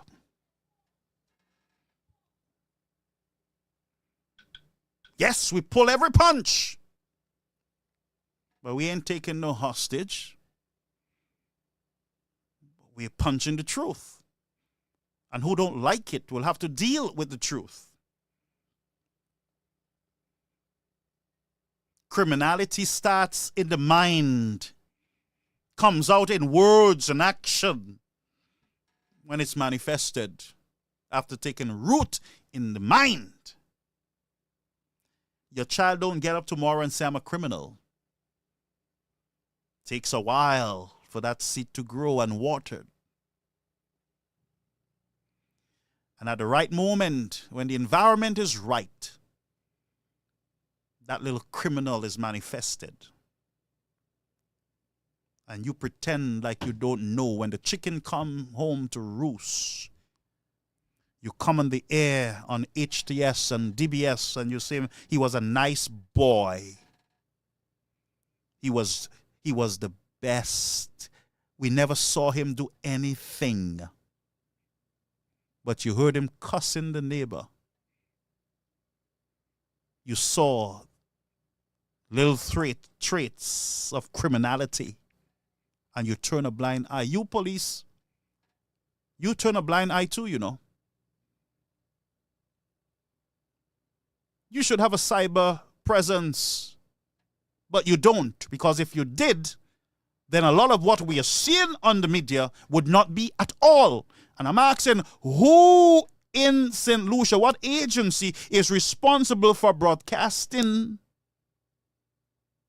Is there such an agency to police the airwaves? Whether it be through cyberspace, through radio waves, or through television broadcasting. Who is policing and looking for criminality? Who is monitoring the airspace to protect citizens from criminal intentions? Who? Who? And when things happen, we are shocked. And the young girl was the best. And we did not see that coming. We don't know what happened, you hypocrites. You turn a blind eye, you see. Don't tell me you didn't know your daughter would get pregnant. Every time she come, she have money in her pocket. You ain't give it to her. She ain't working nowhere. Always with a new dress that you want to borrow as the mother. Always with a new shoe, a new hairstyle. She gets pregnant and you didn't know that? You didn't see it coming? You didn't? You sure you didn't? Did you ever ask her where she's coming from? Did you ever sit with her and have a conversation? Have you really sat with her to ask if she's having sex? Some of you don't ask your children that. Be bold, ask them. Ask your boys, your girls. Ask them who is their girlfriend, who is their boyfriend. Do you do that? Some of you are detached from your own children, and then when things happen, you never saw it coming. Oh, God. Oh, my son killed the child. Oh, my son do this, my daughter. I never saw it. I don't know. So a good child. No, the child was not good. You turn a blind eye on your children. You were not paying attention to your children. You were watching people's business on Facebook more than you were watching your children. You were under some of these nasty lives more than you were watching your children. You got to know. You got to watch.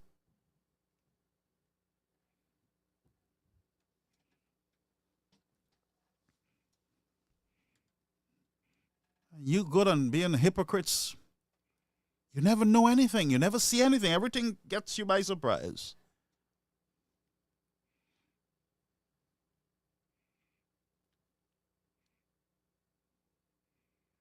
But I tell you, we have a country to rescue. And when I say country, we have young people to rescue. Young people don't even want to see them politicians. You realize that, right? Them young people look at politicians as hypocrites. Although there are some that look at them as my homies.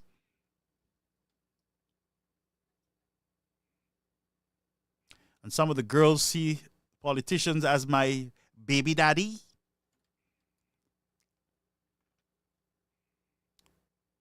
My sneaker money.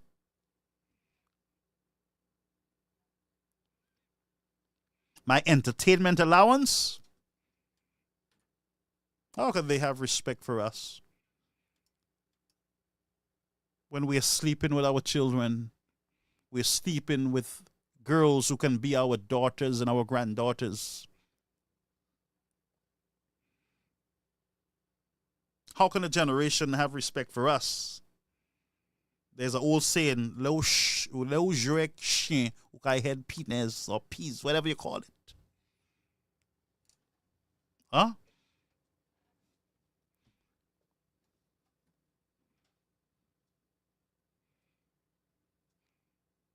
We have a whole failed society, a whole failed state. And the quicker you St. Lucians wake up, and don't tell me speak about St. Vincent, I speak about what I want, where I want, I am my own man. You mind your business. Face off all. Go be a productive citizen in the society. Yeah. Go get yourself involved in community service. Go clean the cemetery. Clean the gutter next to you. Cut some grass. Do something. Drive an elderly to her appointment. Find something to do to contribute to the society. Call a young man and talk to him and say, "Brother, let me cool out, man, on the guns." That's not the right thing to do. Mentor a young boy if you have energy. And some men, I realize, some men act like little girls. You're toujours dans affaires moun. Have you ever met men like that? You're toujours dans affaires moun. Yo, what's passe ces femmes là?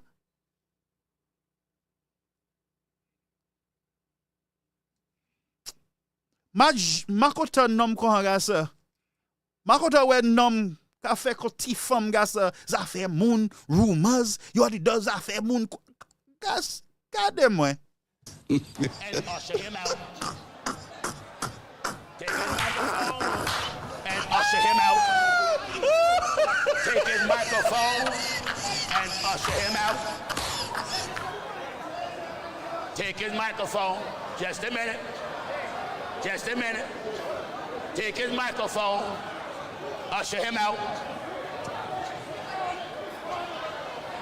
Take his microphone and usher him out. No. Take his microphone. Usher him out. Usher him out. Usher.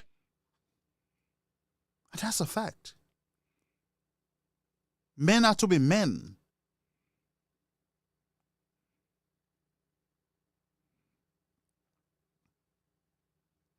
So, the sooner we wake up and realize that there's a problem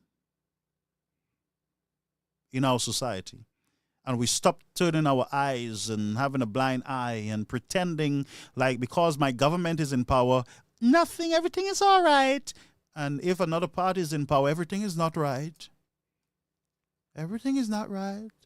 Young people need Netflix. Now, the young people need the money.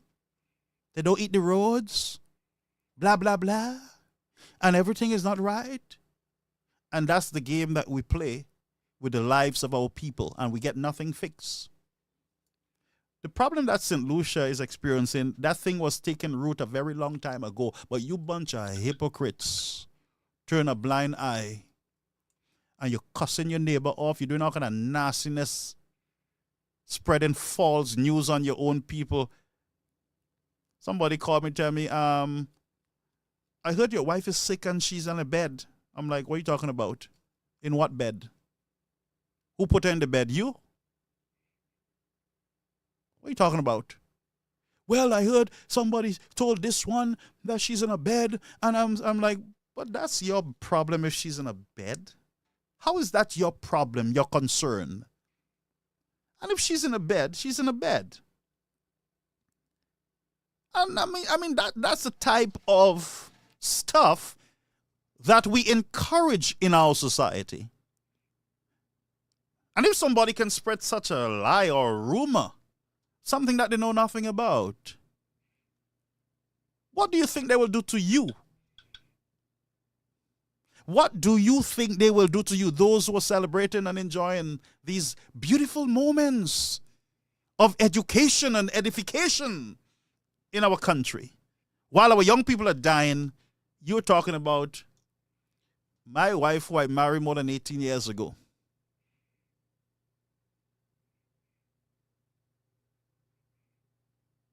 Huh? How is that a discussion? How is that your issue? How are you? I mean, come on, St. Lucians. Can we get our priorities together? Can we focus on saving our young men? Can we just do that?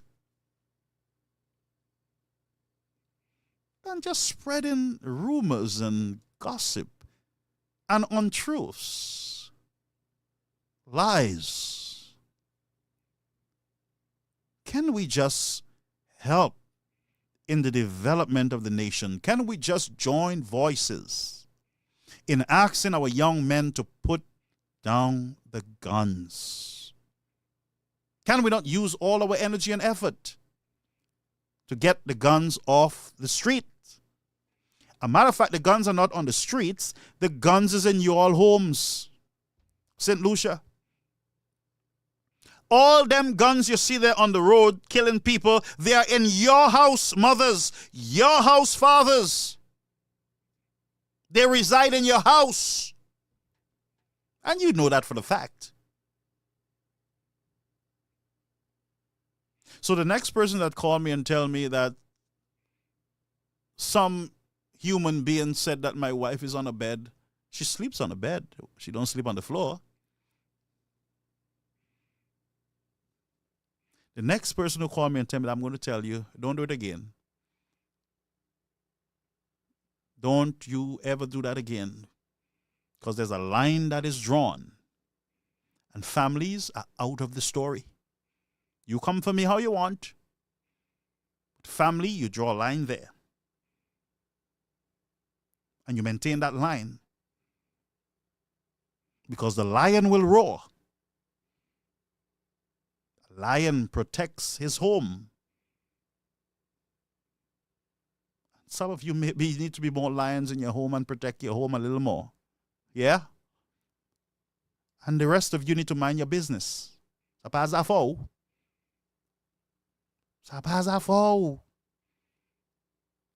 Look your Zafé. The guns in your homes, that's the Zafé. Your young boys bringing guns in your rooms. La Zafé zoye.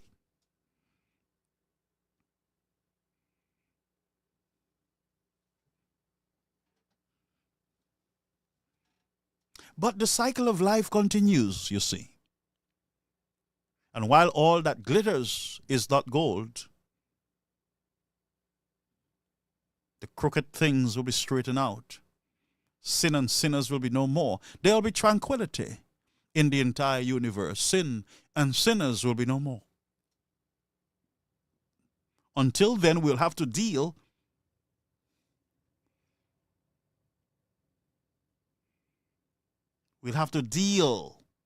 with this type of nastiness.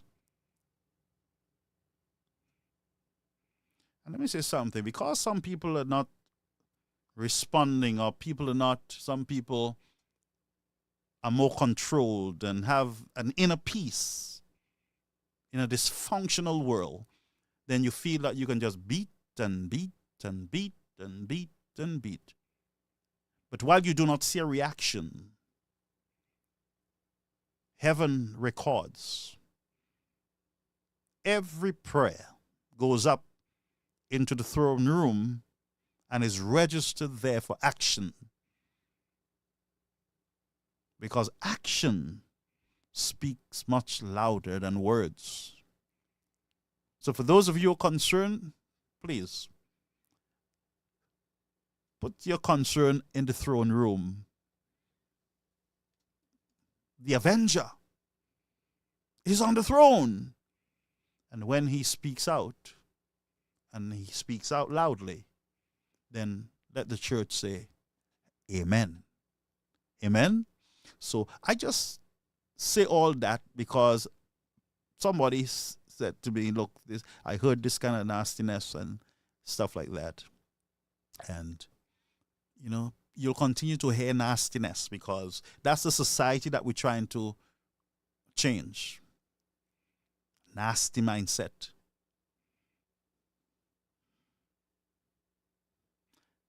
And people need to understand my grace. Yes, my grace is given to you. Because one report and your financial kingdom comes crashing down. One report.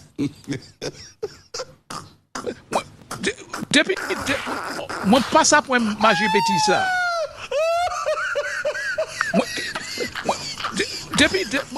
Mwen pas ap wè maji beti sa.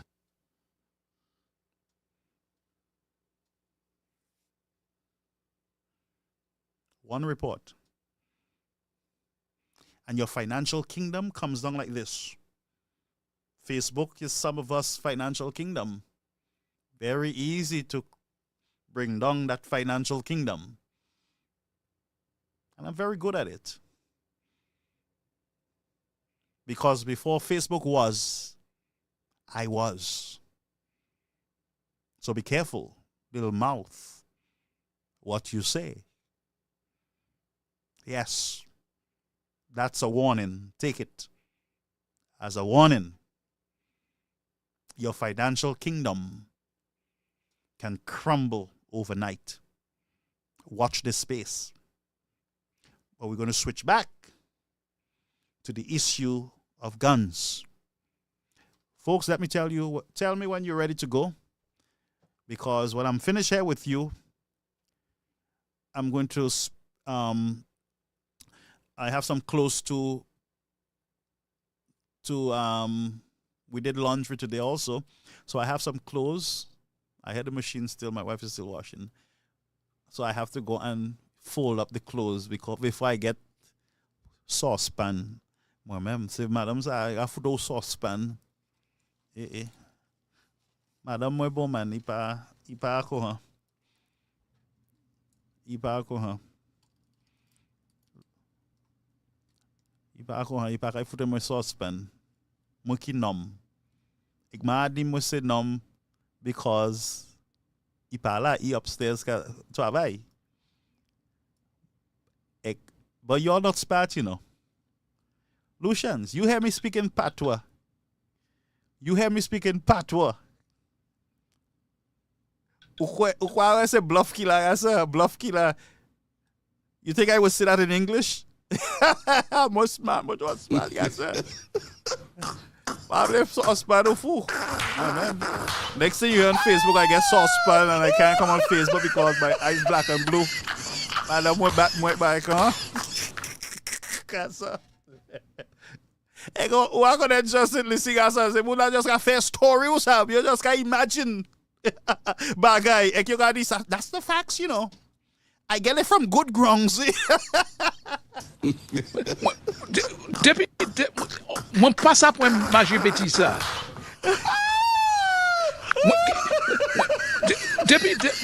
Mwen pas ap wè maji beti sa.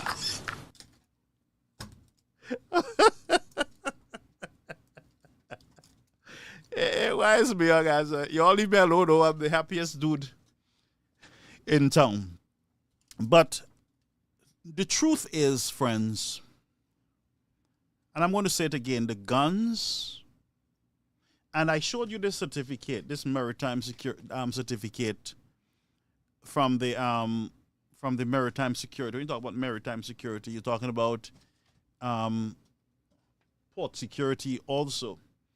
And our emphasis was really on Point Seraphim, the cruise terminal there, ensuring proper security on that port of entry. That was my focus. Point Seraphim, the security there back in the time. That's 2004.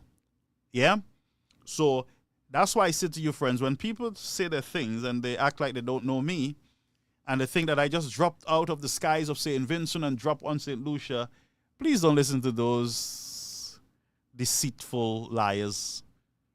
Ask me and I will tell you, and I will bring them out one by one to show you that, yes, I used to work at Brinks, but oh, yes, I did a whole set of other stuff privately for the development of the country.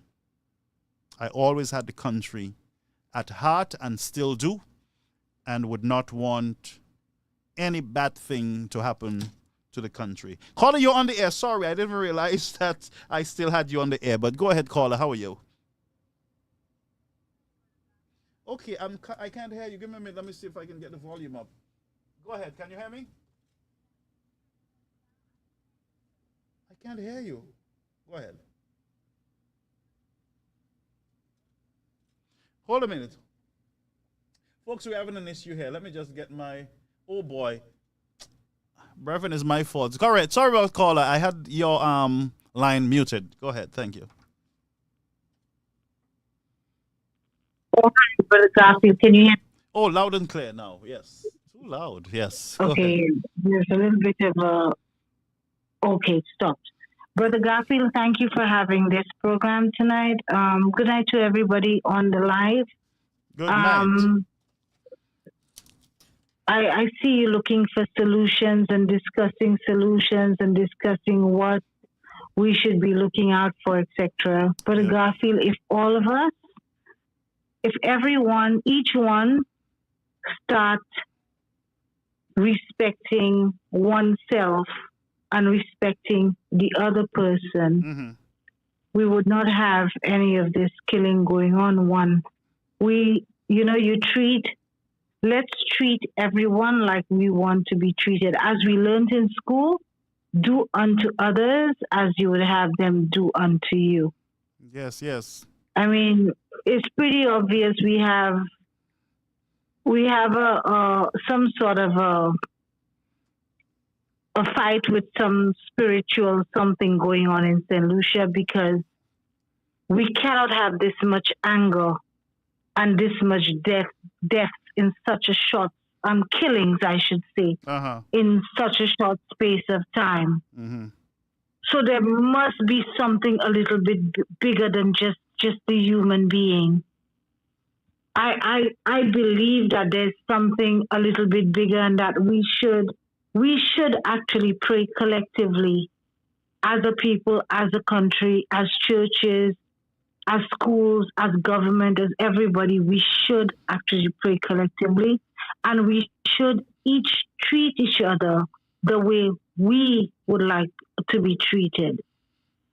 I mean, that's what I can say for now. Besides repeating the same things with the failure of the government for securing our borders, the dogs, etc. We've gone through this over and over and over again. We've gone through this over, how many times?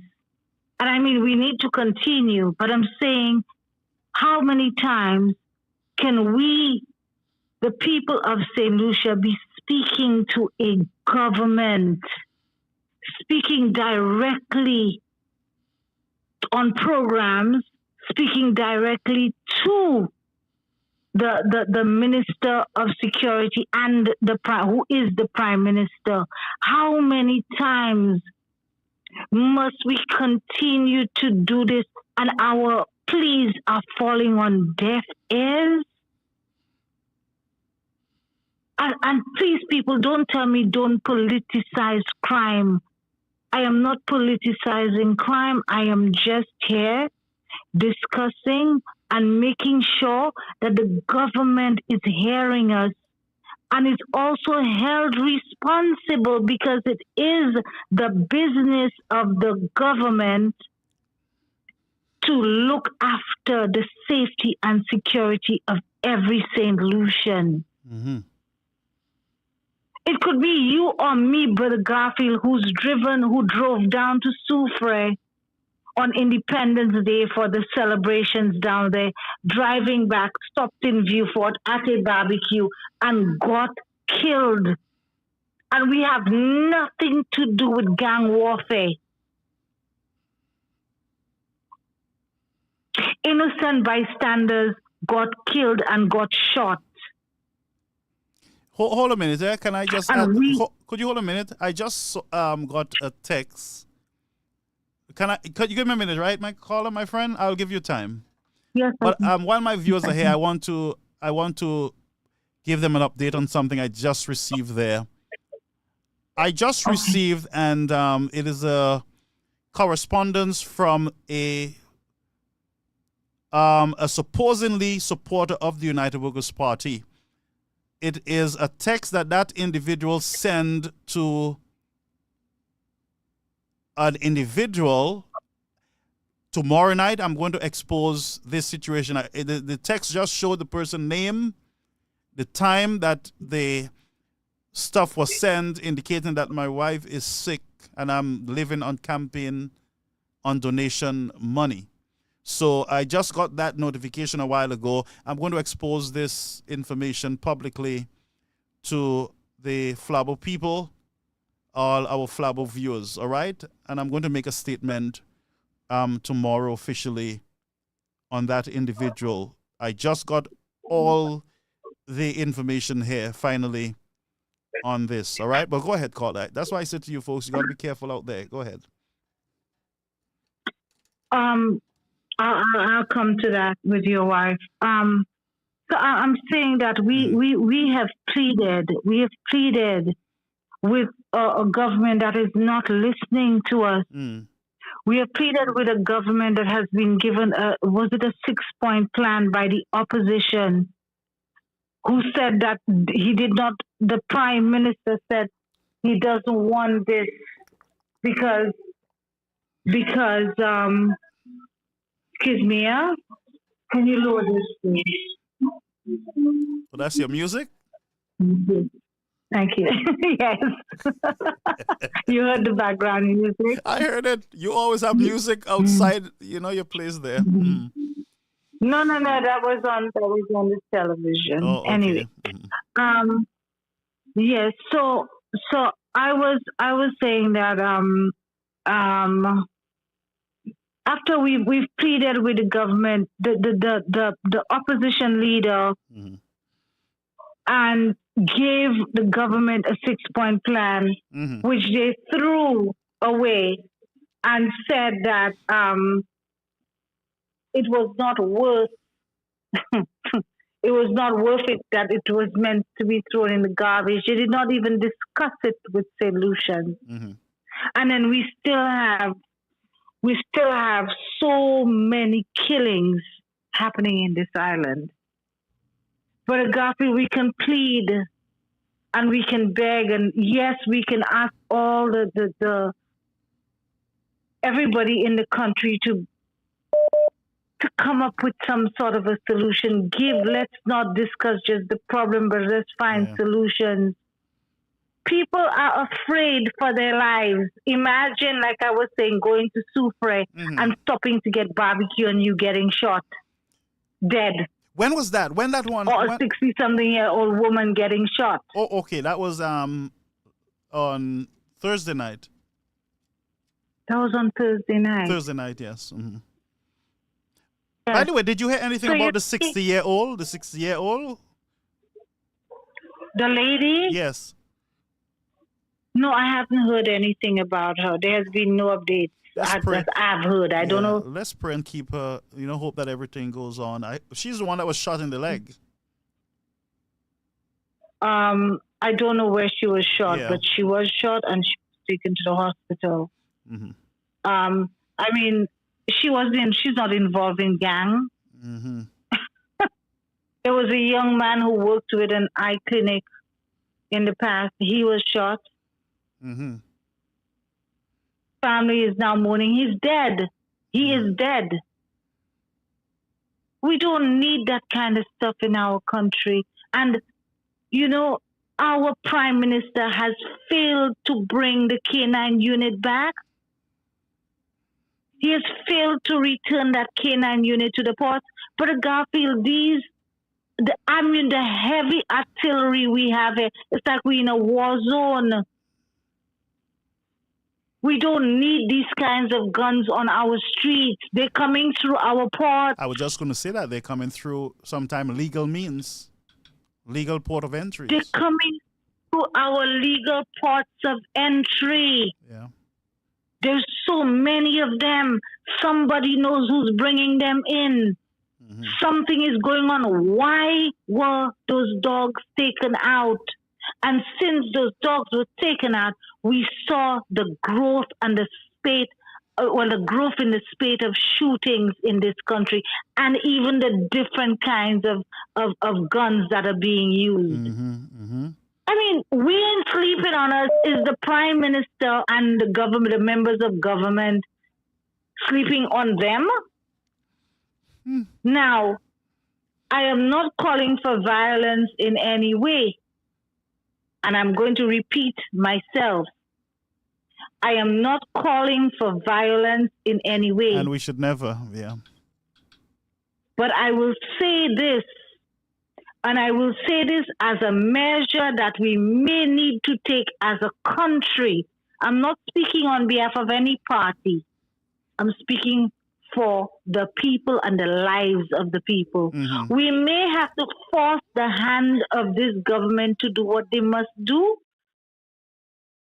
meaning bring back, to return the K9 unit, ensure the ports have sufficient scanners, ensure that our open borders, Rodney Bay, Pigeon Point, and different areas, Viewport Port, these places are manned properly. Yeah. Wow. Ensure that there is a plan to stop the influx of those heavy artillery that we're seeing on our streets of St. Lucia. And I'm saying this, that we, St. Lucians, may have to take to the streets, because our marching is not enough, you know. Apparently marching, maybe the numbers are not sufficient for them to listen to, because these people, this government, this party that governs St. Lucia, now I'm going to go party, they understand a certain type of language. They do not understand. We are pleading to you. We are calling. We are crying to you, government, to do what you have to do, please. So we may have to give them the language that they understand, and use our cars and our families and our tractors and our loaders and our trucks and our bikes and our bicycles and people and families to go down and block certain streets so nothing moves in this country. We're not killing anyone. We're not hurting anybody. We're not destroying anybody's property. But there's certain measures we may need to take to make these people understand that, hey, you need to get up and do something about this. As a government, it is your responsibility. Yep. Yep. And I am saying again, it is your show. I am not calling for any kind of violence. No.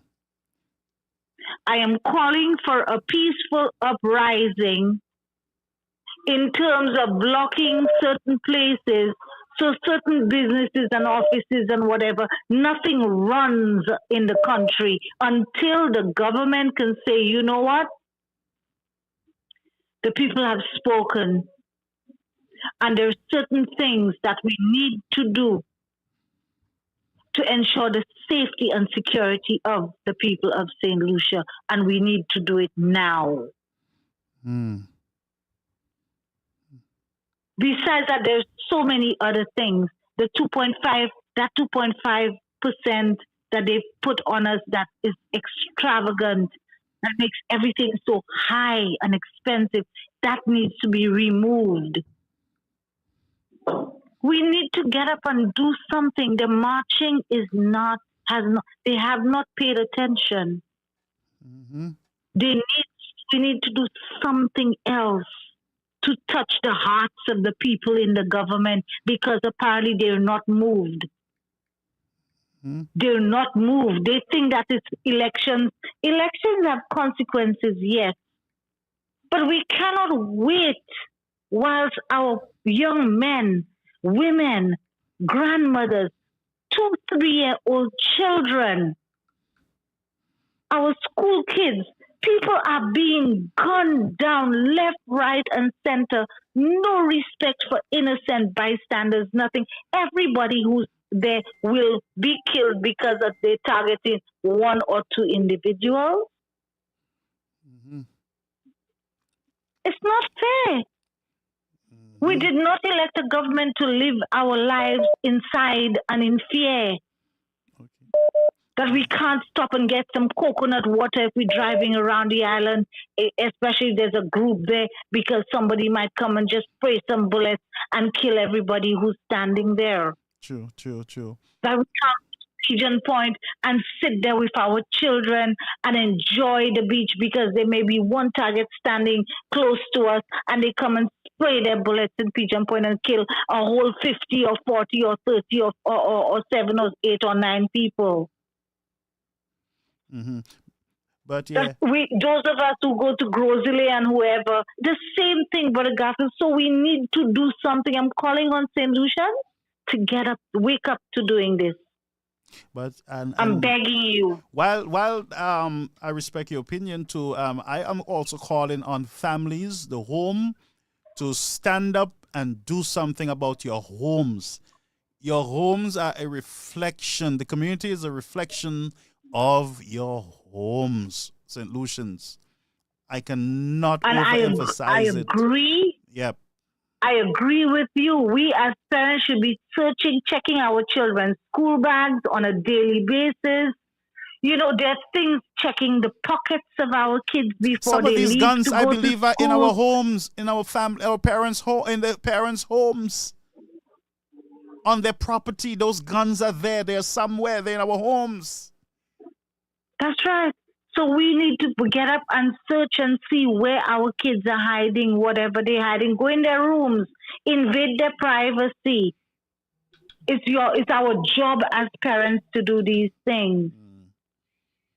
That is our right as parents to say to our kids, I need to check your room to see that everything is okay in here. Because there's so much going on out there.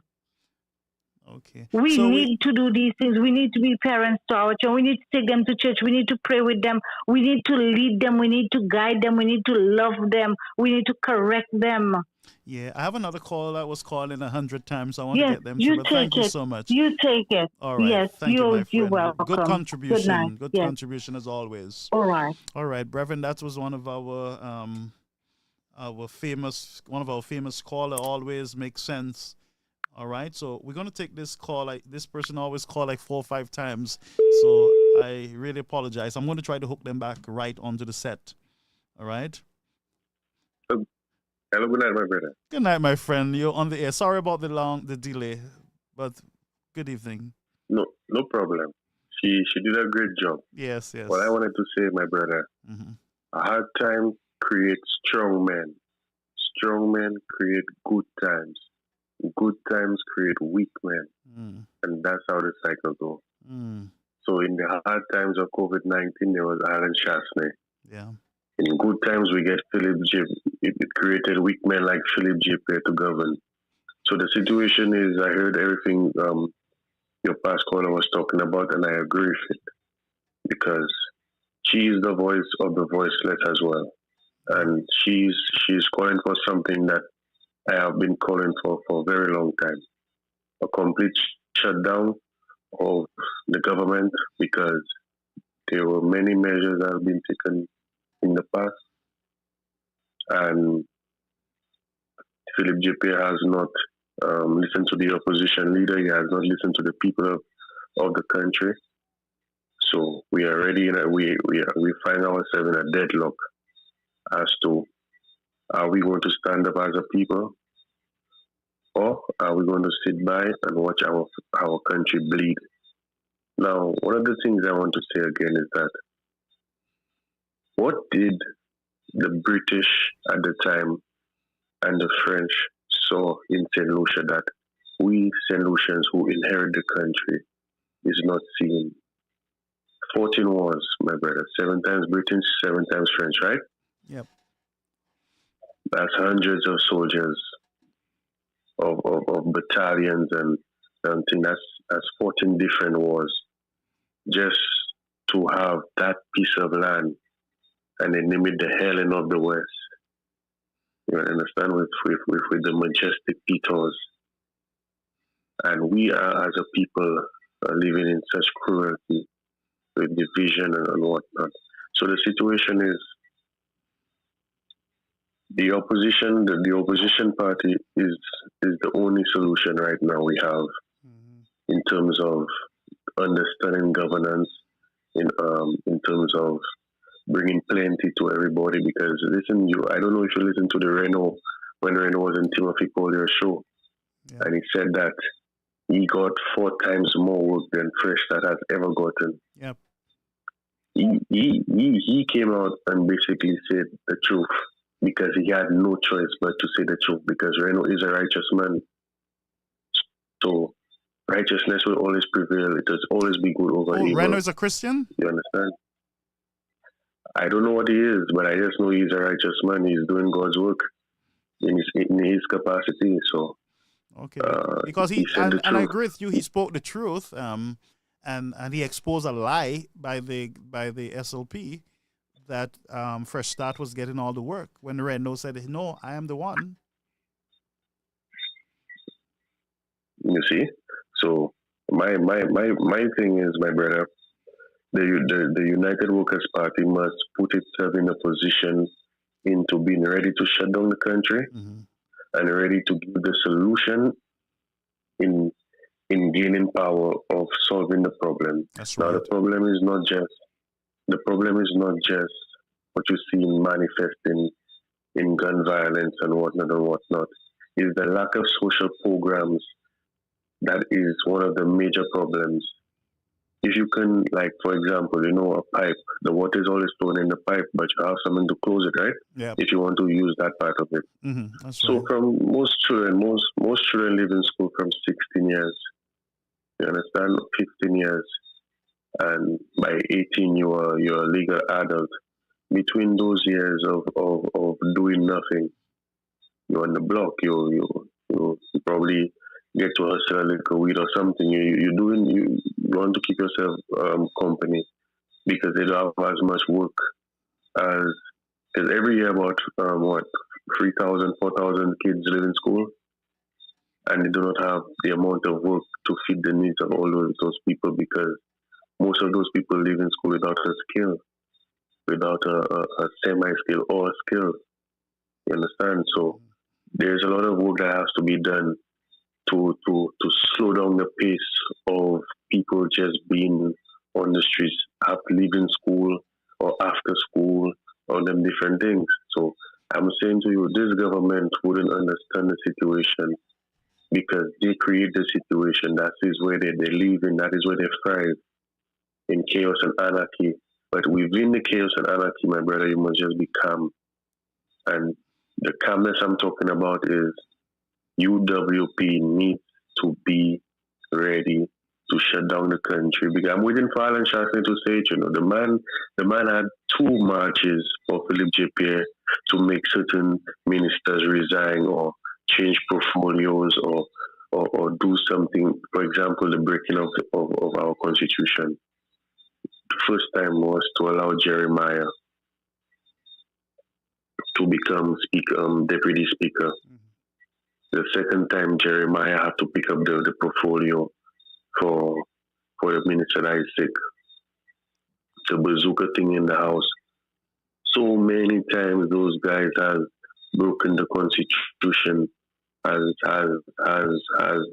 done acts of corruption, and yeah, we done the match. It's not working anymore. What is the next step? Shasta is not saying what is the next step. He's not saying it. I don't know what if he's preparing to try and get his candidates and whatnot, but every minute he wastes is another life lost at the hospital. Yeah, because I know they're not wasting. Call, I can tell you for a fact that they're not wasting time. The executive, they're working very hard. They're burning the midnight oil trying to get the official candidate list so that they can put it out there. Because going forward, what you will need is shadow ministers to each ministry within government. Mm-hmm. So they're working, I can tell you, they're working very hard in getting, they're not rushing it. They're slowly following the process and selecting, well, all right. In the meantime, they should be educating the people based on solutions. I know that the government is not taking heed to what they are saying. I'm not saying they're not doing it well enough, but let us try to get some social programs in the meantime on the ground, like for example, in some of the communities that are hotspots, fund after-school programs. Understand? That's right. Probably in a community center or something. That's right. Could be. That's right. It could just be through donations and whatnot. You understand? We have to have a presence. Even if we're not in power, we are supposed to have a presence. That those guys are listening to us, because that's what the People's Parliament is about. The People's Parliament is not just about listening to you guys talk and whatnot, but put some action behind it. But let me tell you, caller, not to interrupt you, but you see, there's a problem. It's not a big problem that cannot be fixed with the United Workers' Party and the constituency groups. These people need to understand their role in this whole process. They got to look at their communities. They got to recommend programs and ideas to work with the local people in the communities. You cannot just call meetings and just talk among yourself. You got to initiate projects, activities, programs in your community to show the community members that your party is alive, that you guys are interested in their well-being, that you are doing something like the after school. That's where the start is. These constituency groups are there to do that. So the executive, they're dealing with the more heavier matters, such as selection of candidates and policies and everything else. They have a lot to do there, but those smaller groups need to get involved. This is not about just having a big sale. It is about having your presence felt in these communities. Well, now we see where we must start. Yeah. In the meantime, where we're getting up for everything, we have to ride the bit, because you see, you have a fire burning inside you. The callers, the people are listening. We all have a fire burning inside of us to save our country. I believe in the other generations to come, for this generation, for I myself, for the country to be prosperous. That is why we fought. There was 7 times British, 7 times French, because it's a strategic island. It's an island that is pure in gold. It's so beautiful, the name of Helen of the West. So that is something we must inscribe into our people, that there is a bigger goal than what we are going through. We have to do it as a people. You understand? We have to find a way to take negative energy into positive energy. Yeah. And by doing that, is showing people what is love, pure love. Love that don't come with a cost. It's okay to give your neighbor lunch today. It's okay to say, okay, I'm going to take those children. Let us go by the beach. Take 5 children in the community. Let's go by the beach. Yeah. Bring them and play football by the beach. Bring them for swimming. That's right. Who know how to do karate, do some karate lessons. And I recommend one more thing to Alan Shasta, is that we have a free year after leaving high school, they're compulsory service to the state. So, in other words, you have to learn how to build drains, build dams, dikes, sidewalks. There's boxing, all those different things. Camping, it has to be mandatory so that we can slow down the pace of children leaving school and finding themselves on the streets with nothing to do because there's no social programs, no safety nets to capture those young talents and turn those talents into something unique. Like, you understand, like what Taiwan is doing with those chips. And that is why Taiwan is very important. That's why we now, as St. Lucians, must just recognize Taiwan as an independent state and let them bring down the factories they manufacturing the chips. That is good. You know what chips I'm talking about, you know? The semiconductors that is used in every phone, every military hardware. Yeah. It is in Taiwan that there's been produced. You can look it up. So we have ties with Taiwan. That's something we must do. Good night, my brother. The revolution is on. We must shut down the country. The parliament must dissolve. An interim government must come into power for the next general election. And for that, you need the Governor General for the dissolving of Parliament. Okay, sir. Thank you. Well, it's an acting Governor General, so that can happen. Okay. All right. Thank you. All right. So that was I don't know this caller, but he calls very often now, and he's always been on the same wavelength. But when you're talking about social programs in these communities to distract our young men, also the government need to make it mandatory that these young people learn a trade, whether it's welding, whether it's whatever it is. You know, we need to have trade schools. I remember James Mitchell back in St. Vincent. Those fellas make sure that, you know, they would send you to, you know, to learn something once a week. I remember I used to go to do welding. You just choose what you want to do, electrical, welding. You had a lot of different stuff, woodwork, joinery. I remember choosing welding because I like the excitement of fire. So I was able to also learn electrical. I'm an electrician also. I can wire. I can do electricity. I can wire in the Caribbean. I could wire here in the United States. I've wired a host of the buildings here in New York, in Brooklyn. You understand? I've wired it. I wired the church, myself and others, while we were doing construction there. So I had to learn, you know, to do something. And we need to help our young men to develop skills, you know, that can help them, you know, and help the country also. But we need to do much more than what we're doing. And I believe that every young man coming out of school should be able to mix some cement well, do some carpentry, you know, those basic skills that men should be able to do, even around the home.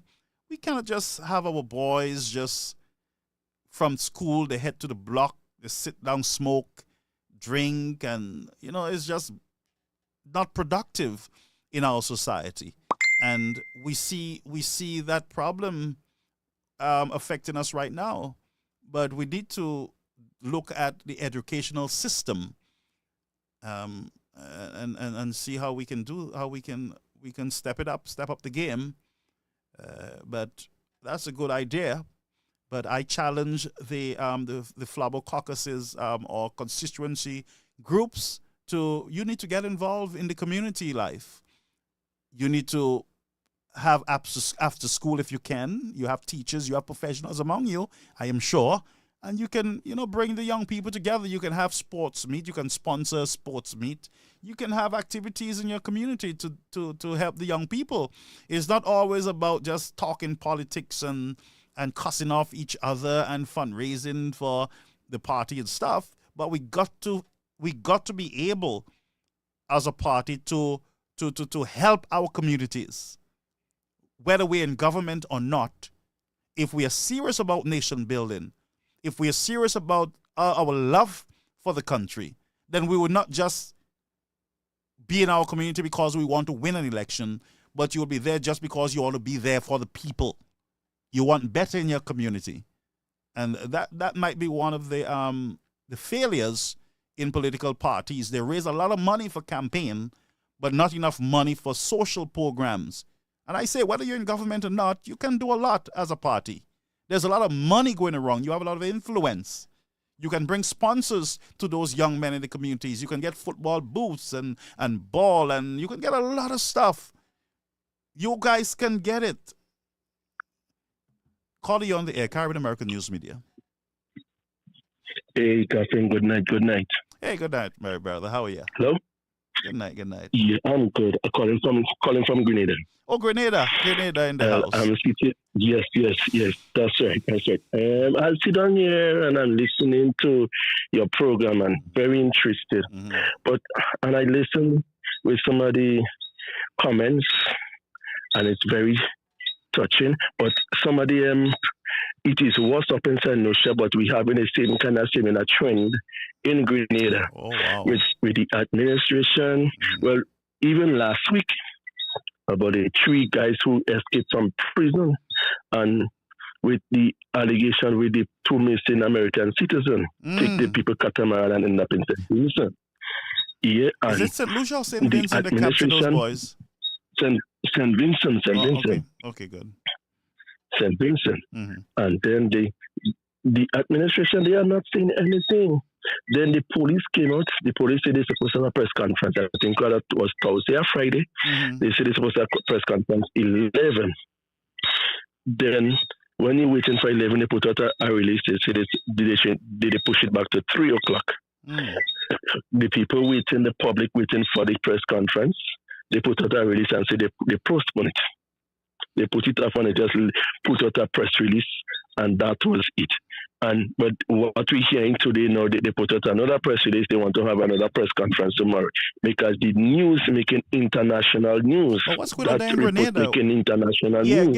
Give us an insight. What's going on there with the escapees? What's going on? What were they held for? Well, all counter rape, murder, robbery, and all sorts of things, and so they've been arrested in the South Police Station, right? But what I understood, in the South Police Station, they had an issue. They addressed the issue to the authorities, and they paid no heed to it. Yeah, they have some problem with some lock of the cell door and that kind of a thing, and then people escape from there. They don't. And when the people escape, they know the people escape. They don't even inform the Coast Guard that these people escaped, so the Coast Guard could read the water and see what is going on through the water in the south of the island. Right. And then all during 6 o'clock, I think maybe late during the day, then people call up, and people put out and say these 3 men missing, you know, and all then all that kind of thing. But you're in here, and then the Minister of National Security is not in the island. Oh, he's out. And nobody is not anything. Nobody isn't saying anything. We know that what is going on, what is not. And even though you is out, you're supposed to get connection. You're supposed to get a report and then say something from it. For example, look at Rav Gonzal. When the thing happened in St. Vincent, wherever he were, he sent a press. He sent a report in. He sent a public statement in at the time. Yeah, so to keep connected with the people because you're in charge of this country. That's right. You are in charge of this country and you have to show some responsibility. But the silly thing is these people are just hiding from the press. And that's a matter of national security too, you know? But did Mitchell make a statement on that? Was there a press conference? The Prime Minister? Yeah. The Prime Minister don't make nothing. Is the opposition leader would come out and give a little speech, send out a message out there pertaining to crime and whatnot. And Keith Mitchell. Yeah, but the present Prime Minister come out. Nobody and say nothing. Not even the active Prime Minister, not even the police commissioner. Nobody and coming up publicly and saying anything with understanding. Well, they was forced. They had to have a press release, a press conference tomorrow. So we waiting to hear what they have to say pertaining to that, because it's like I don't know if they may afraid the press. Because right about now, because all up in the game, the Prime Minister say he will give us information on a need to know basis. No, when you hear you hearing that no, you get scared. So it's like when they feel like they giving us information, That's right. and then they have some hooli. He have his hooligans. The same thing was going on in St. Lucia. The same thing going on down there. Whatever the government do, they right. Wow. They will jump on you on social media. They don't attack the issue. They will attack you personally. They will say all sorts of things and bash your character and all sorts of things. Same thing. Yeah. Let me give you an example of what happened. I was listening to GBN, and every Tuesday we have to the point. The opposition will send somebody to represent them. So I listen to it and I say, now let me go another live. And I see this person, they are attacking Dr. Modest. Whatever she says, they're not dealing with the issues and they just attacking. So I send a message to them and say, why we attacking the individual? Let us deal with the issues. Let us talk to the issue. Let us address the issue. Right. Is she telling a lie?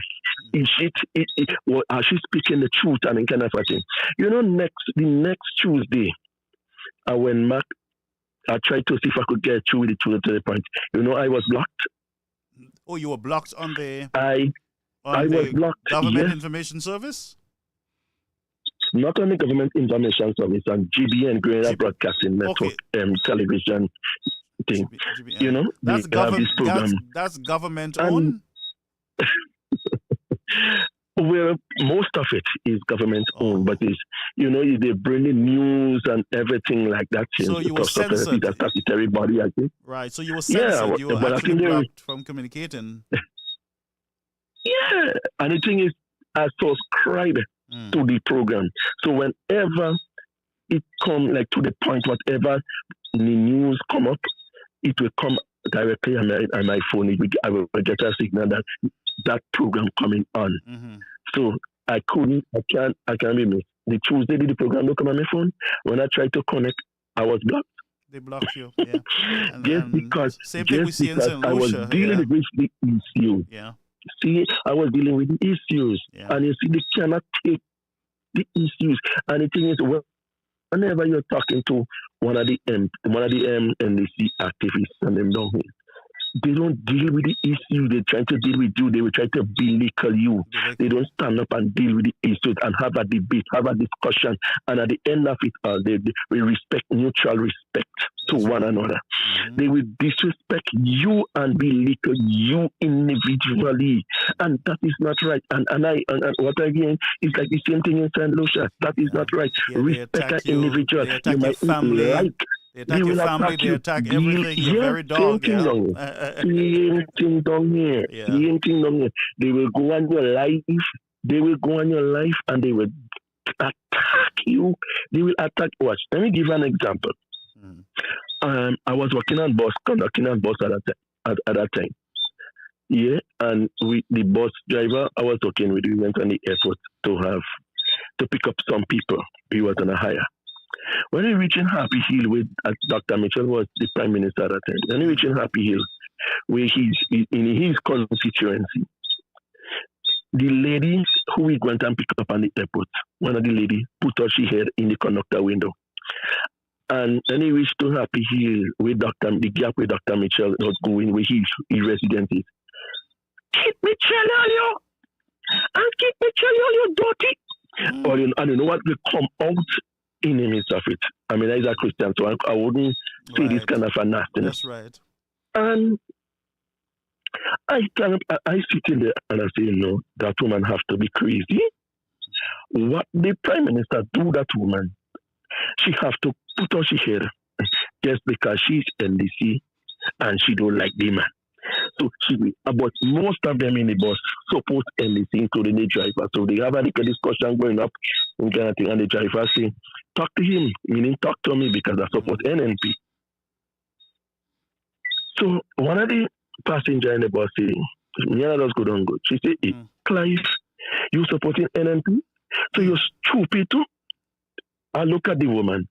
I say, why you have to say that I'm stupid? Just because I'm supporting a political organization. I said, let me tell you something. you would not get everybody to support NDC. Neither you get everybody to support NNP. I say, let me tell you something. You wouldn't get everybody to go to church on Saturday. You wouldn't get everybody to go to church on Sunday. I say, look, I wish everybody could become a Seventh-day Adventist and keep God's Sabbath holy.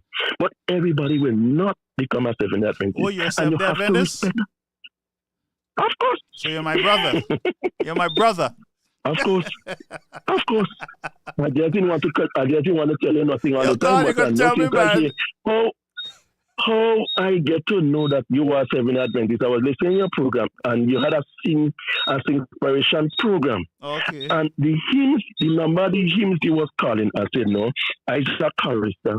I said, that number is similar to the Seventh-day Adventist hymn. And that's how I get to know that you are Seventh-day Adventist. Yes. I'm supposed to be in Grenada sometime, you know. I'm supposed to be in Grenada sometime. Okay. I look forward to meeting you. But I leave when you come to Grenada, come to Guelph. I go to Guelph Seventh-day Adventist Church. So come there, and then you will see me. You will see a tall, skinny, black, ugly fella. Okay. Yeah. So, yeah, I'm a Seventh-day Adventist, man. I grew up in the church. I left and I came back. That's good. Let me tell you something. When I left the church, I wanted was to be in part of the friends and them. Fight part of society, badness. I had a big knife in. I used to always go party with a big knife in my waist. Oh, bad boy. Long knife in my waist. Yeah. Grow kinky dread and her earring and thing in ears. You know, even though I never fight, you know, never meet up in any kind of a thing, because I still used to say, them thing don't call for, but anybody draw me part, I have to defend myself. Nobody never know I had it. My God. But I had it. You know, I had it because I want to be a part of the friends, a part of this, and a part of that. I go down a road of destruction, but I'm young and naive. I don't know. True. You understand? I grew up in the church, but I left the church, and then you want to be part of. You want to be associated with that. Yes. You understand? True. And yeah, but then one partner, once he had a crusade in St. George's with Roosevelt Daniel. Yeah, my favorite guy. And that is where I got I recall when I rebaptized and I recommit back my life. I say, because what happened again too, once I end up in a fight in a party and with two brothers and I get a good piece of licking. Oh, they beat you up. You know, yeah, I make a good fight back, but I got licks because 2-1. You know what, you can make it. You know, and I got invited to the crusade. And while I was there in a crusade, you know, listening to the words and kind of a thing, and Daniel coming down, Daniel, he's in the gospel and he's teaching inside and out.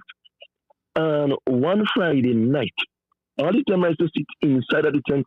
That Friday night, I was outside of the tent talking to my friends, talking to who. And Daniel make a statement to the elders and pastors and members and things in the church.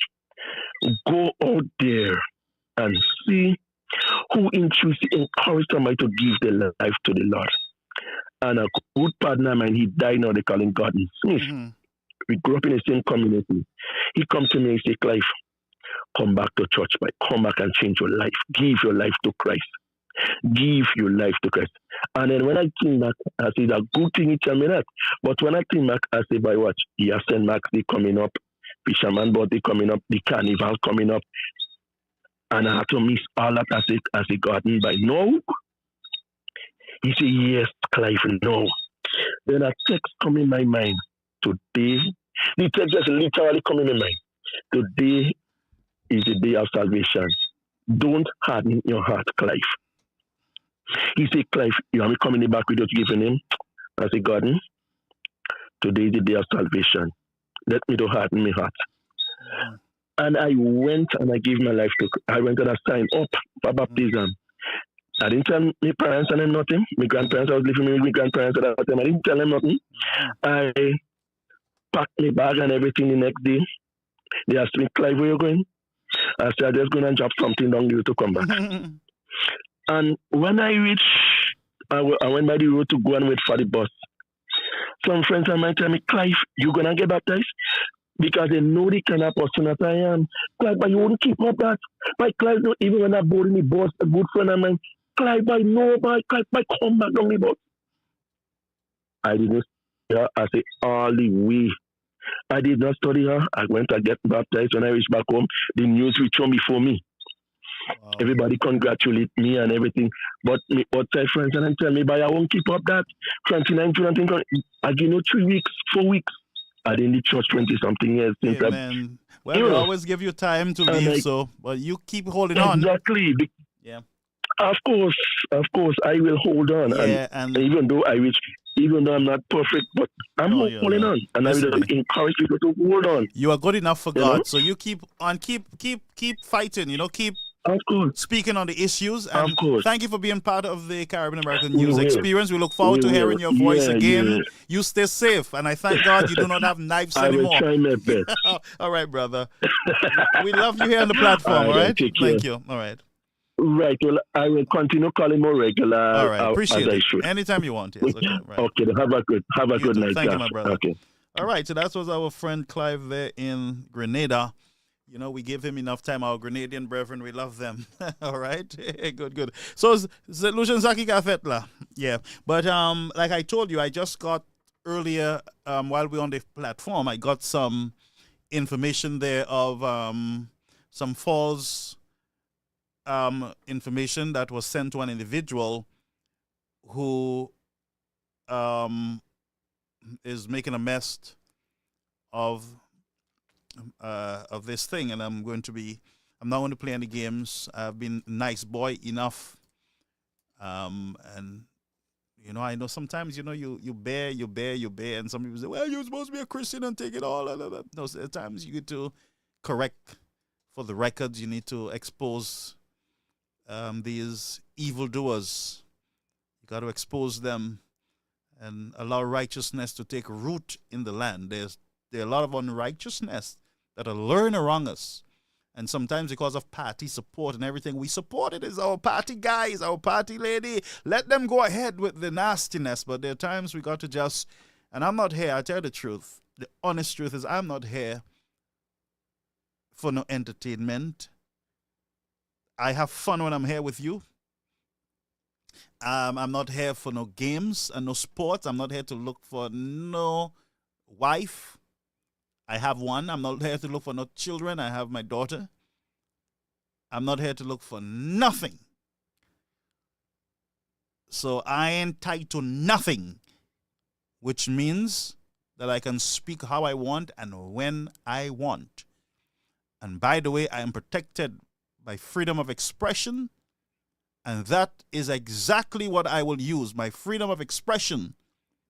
That just being a human being in this world was given to me. And any country that I go to countries that permit me the freedom of expression, whether it's England, Canada, St. Lucia, St. Vincent, Barbados. I go to these countries because I am afforded, even as a visitor, freedom of expression.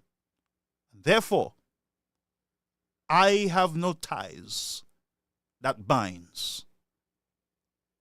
I have nothing that will stop me. I have nothing in my closet that should stop me from speaking. All my sins are forgiven and I've placed in the hands of God, and I've never stole anything from anybody. And I will never go to jail for stealing anything from anybody. And I will never go to jail for unrighteousness, because I know in whom I believe, and I'm persuaded that he's able to keep my commitment. And I always say to you, friends, and I'll say it again, that God has not given the unrighteous authority over the righteous. Hey, that's where my peace is. God has not given the unrighteous, ungodly, evil workers any judgment over any one of us who are righteous, who are in Christ. He will never do it. That's not the God that we serve. So I wouldn't come here, and I'm not going to shield any Flabos. I'm not going to shield anyone. Tomorrow night, I will end this saga, this drama, because the person who sent those false information to this sinner, their names were highlighted on the same text that they sent. And that's why you got to be careful, you know. You see, when you do ungodly things, when you practice ungodliness and nastiness, you can't cover your track enough. And the same way I was exposed for one phone call that I received, I will drop that bombshell of that unholy alliance. And I make no apologies about it when I drop it. Kodisimun, I drop it like it hot. And when I finish, you know what you guys will tell me? Usher him out. That is all. And usher him out. I'll usher myself out. Take his microphone and usher him out. And when I finish, if I feel like, I shall flush myself.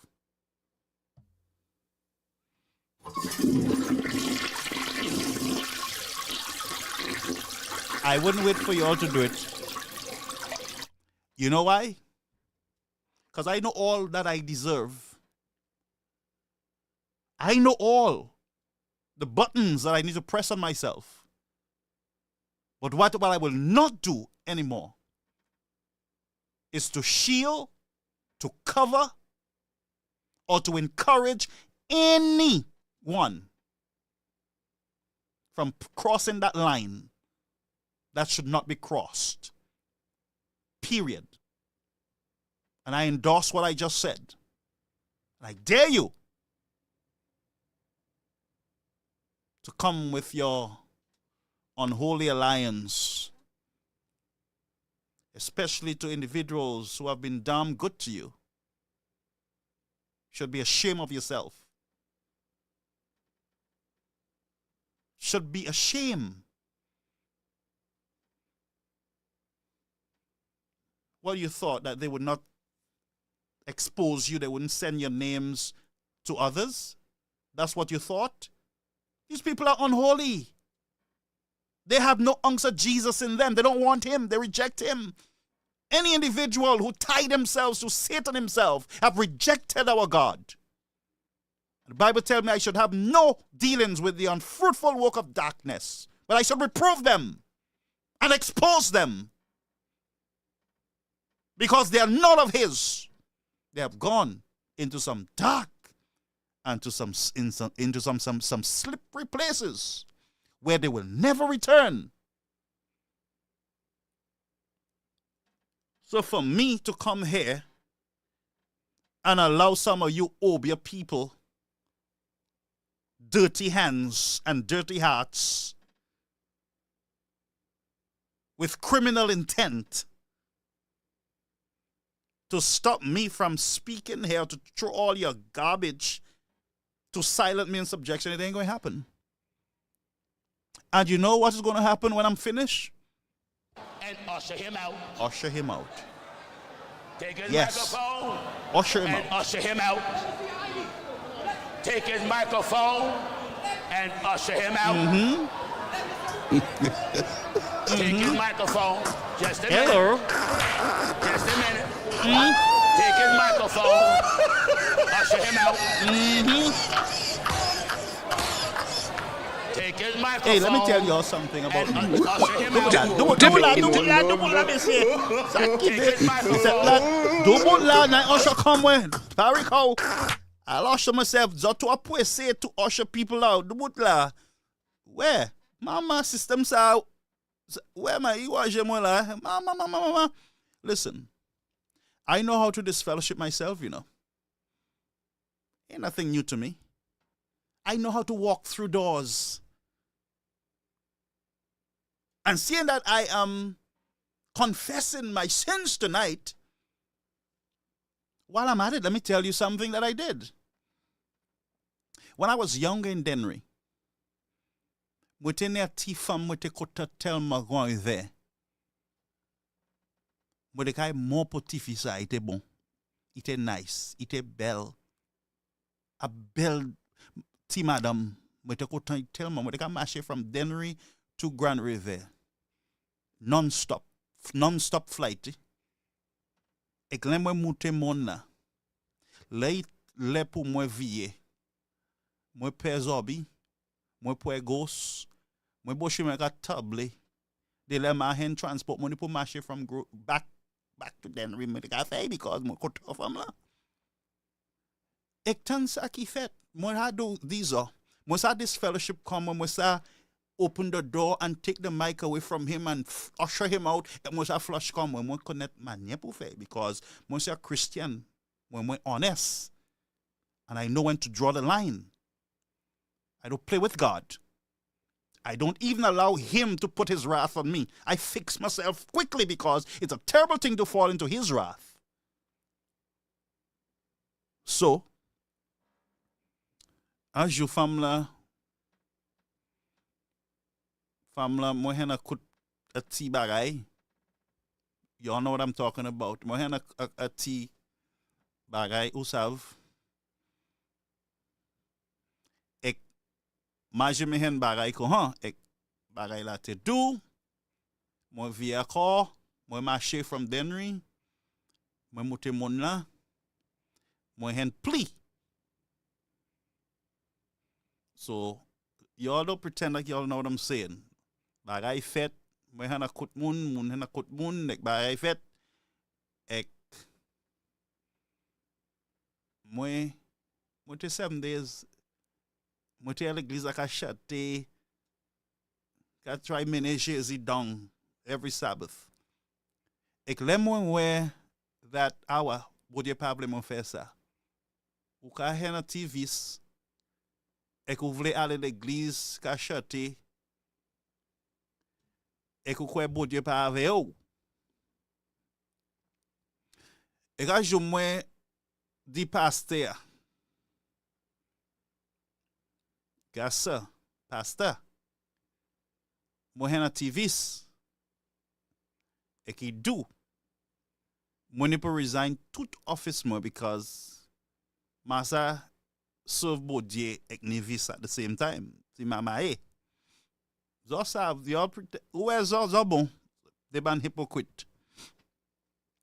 And I say this publicly so that those evil people, those righteous can understand when I say to you that I don't play with God. And so, mwen te ale travay a jou.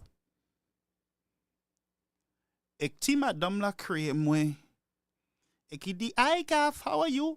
Mwen di, alright, yeah, I'm at work. I have something to tell you.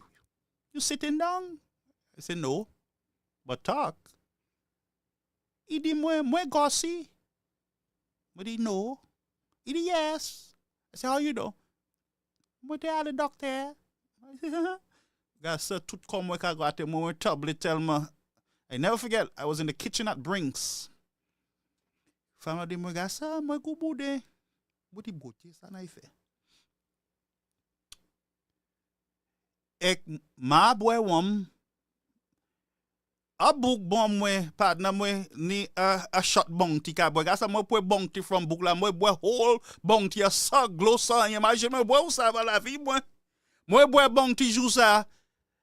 Ek, mwen tablet tell mwen do, mwen di pastor, gasa mwen fini bagay sa because fam la gos, ek, ou ka di pou disfellowship mwen.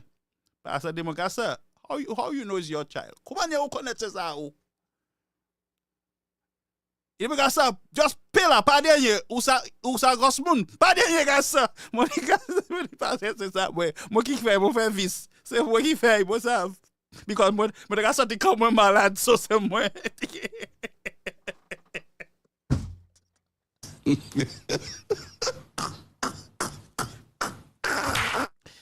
So, pour ça, but you this fellowship, moi, where you, I didn't stay, stay long, moi, vite, because moi, te kota bodye, moi, but visla, moi, Henry, là où je viens, ou check li, ma, I'm tipo do.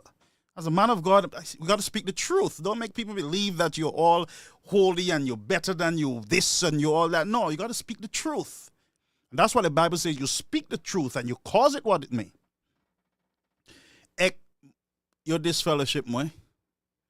Ek moi vie place maintenir visako. Ou check li, ti mamay la te moi ek ba ek ha. But that's why I say to you, moi connect, I know how to exit. I know how to And usher him out. usher myself out. Take his microphone. And I also know how to flush myself. Because honestly, you saw même se flush monte pour flush comme moi because ou la ka chate ou la ka niti visu ek ba ek ha. Come on, I don't say your conscience don't allow you to do it. So for anybody to think that they can come and try to spew their garbage, I've been there, done that. Moi fait pour comme moi-même, me foute comme moi babas là. Et même si yo pas devle this fellowship, moi dit yo only pour faire because na expose comme moi. Fâche comme moi kon. Moi dit na expose comme moi. Because moi de ça poevis moi et personne pas connaître. Martin Maye, that was family te only muna muteni. Ou check li? Et moi de kotain. So, pour ça, ma SP bodye foute ratla le mwen. Na di one time, mwen fay. Oui, na report come gasa. Exi mwen teni pour report come to the Central Police Station. Na ma check de yo look me I reach. The church said me. Take me in. Ko an fay. Pour ça, personne pa ni rien le mwen gasa. As a man of God, I don't allow sinner to hold anything over that head. And that's why I encourage you, St. Lucians, be real. Speak the truth. Lani pastor, you pack idea nye, you kai feba, you pack idea. Oh, I'm holy, I'm this and I'm that. No, man. We got to let people know that the grace of God is enough to move you from one space, but we must acknowledge our weaknesses. We must acknowledge who we really are. St. Lucians don't, and we cannot take ourselves to that place to understand that we are defective. There's a whole set of issues in our country that need to address. We must acknowledge those problems in order for us to get the solutions. We must acknowledge those problems. Nobody gonna hold nothing over my head about this and all kind of nastiness. Get out of here. And usher him out. Take his microphone. Oh, sinner. And usher him out. Take his microphone and usher him out. Take his microphone. Just a minute. Pusamudi Mun, our young people, you all have not have any days. All you all know is guns. And that's true, guns and guns. Ek mwen te prefer that mwen fè tivis la than pou mwen ni gun ka shoot mwen ek tre moun gasa. And listen to me, you will not hear this anywhere else. All sin is sin. We got to own up, we got to man up. And we must always show our humanity. Even as spiritual leaders, we got to show and we got to let people know that the grace of God is gracious. He's just long suffering. Pusa ma pièce hypocrite gasa. Ma fait hypocrite person.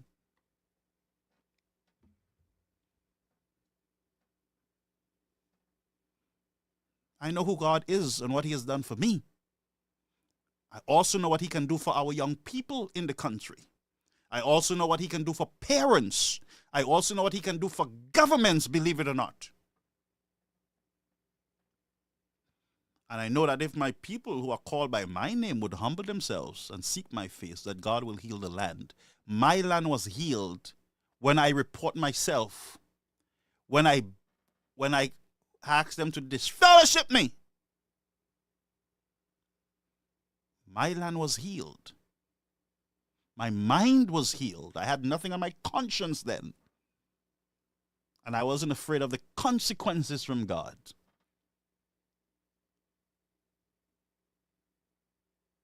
Grace. St. Lucia, you need grace. But you got to repent. You got to turn around. The hypocrisy, the rum, the lies, the nastiness, the gage, the obia. Unless you repent, your land will remain in the confusion. Blood. The earth will continue to cry out for the blood of your children.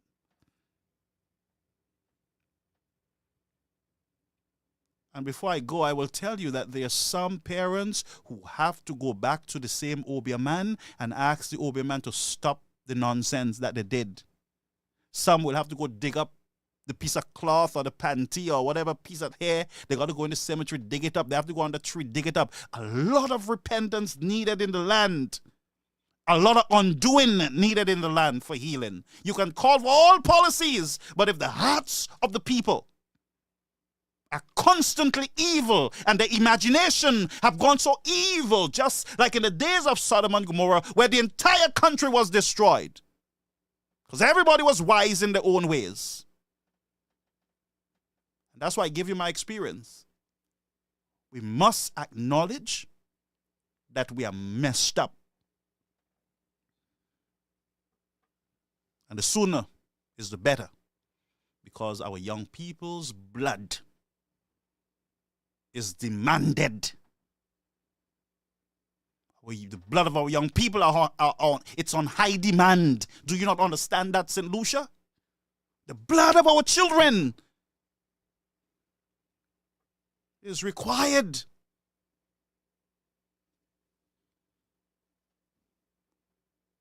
We are not real with anything in the country. Everything is a fake.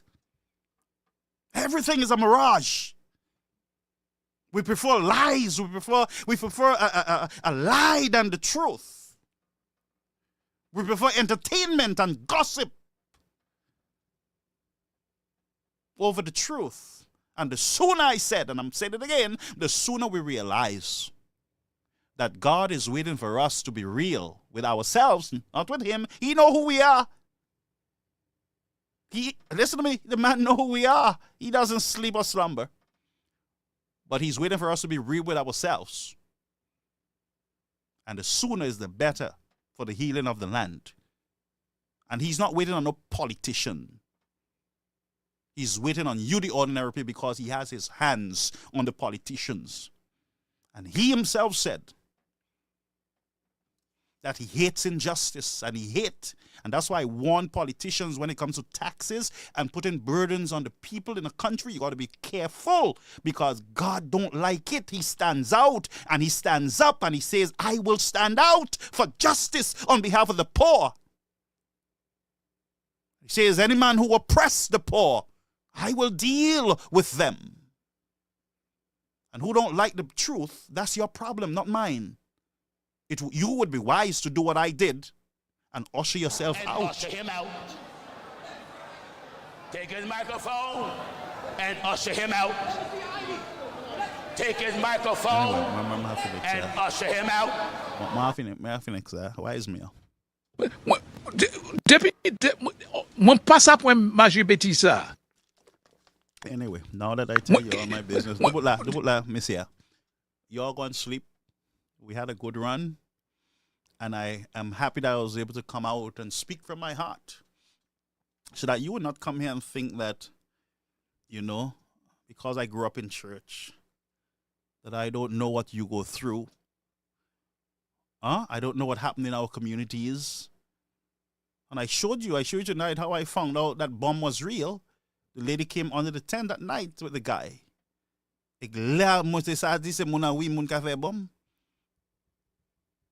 and it was a fake $100 or $20.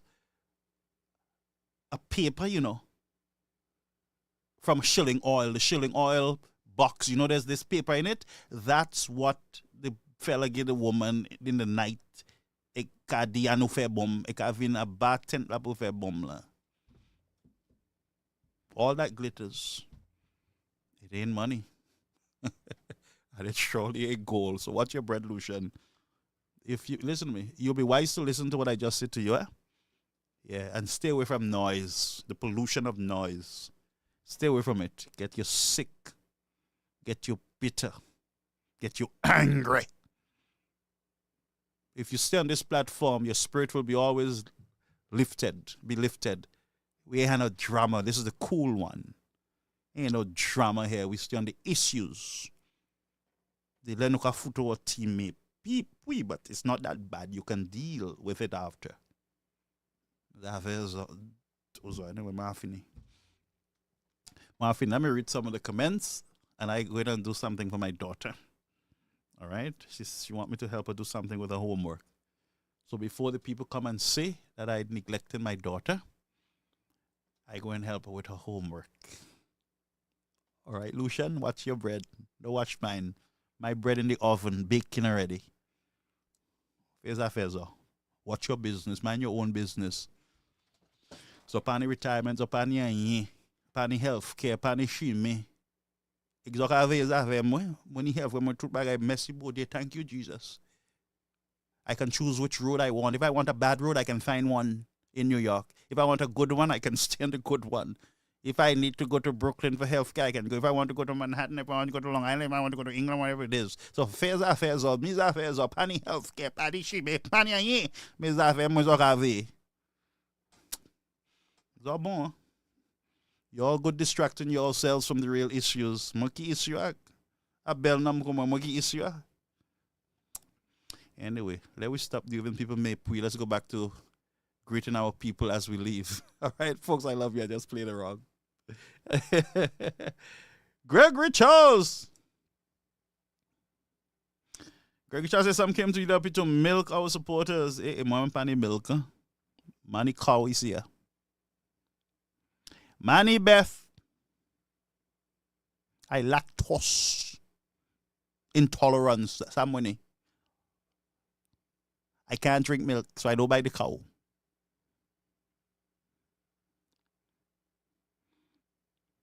Hey, Alison, sakafet. Wade wawa. Ula kachebe. Mama, he show the make I show. Mama, between this space and next space, watch the space. The spaceship going to land. When it land, so you don't be pick ID. Why is me on? Well, man. Yeah. UWP, watch your bread. Labor, watch your bread too. Judge God, I want all of you. My man. Let me enjoy myself. One life to live, yeah? Tomorrow is not guaranteed. Now is who we have. And we have strength for today, and we have hope for tomorrow. So let me enjoy myself, yeah? Me not going to sit down bitter, angry at people that I don't even know.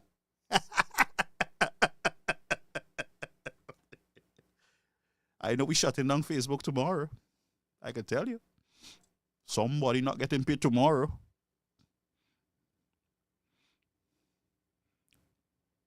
Somebody not getting paid tomorrow. I'm in stars.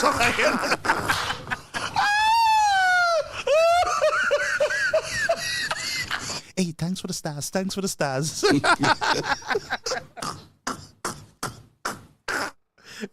Whoa! Anyway, let me stop getting in trouble. Honestly, I feel miserable. Let me just go do the business. It's just funny.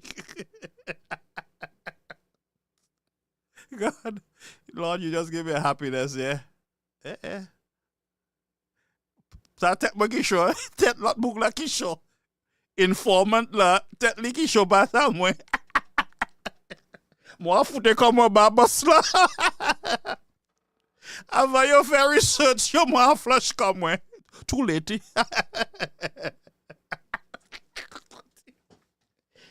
Oh, there. Oh, there.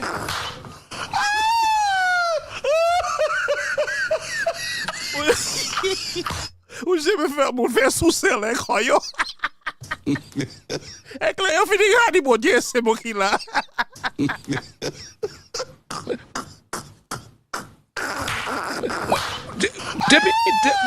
Mwen pas apwen maji beti sa.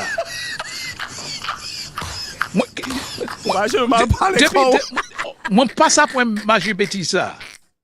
Lè ou chè kwa ou gani moun diye se moun ki la rasa. Anyway, I want you all to go to bed. I give you all too much trouble tonight. Hey, moi même. I love my people, eh? That's all I can tell you. I love my flabo. Moi même. Gregory Charles, real flabo don't want nothing, my brother. All we do it is free. That's why I spend so much money on this platform every month. I just saw some renewal subscriptions there. More my monitor. You all think it's the little $40 stars that go to pay all of them? Gregory, the $40 stars, they think that's going to pay all this equipment. Why, man?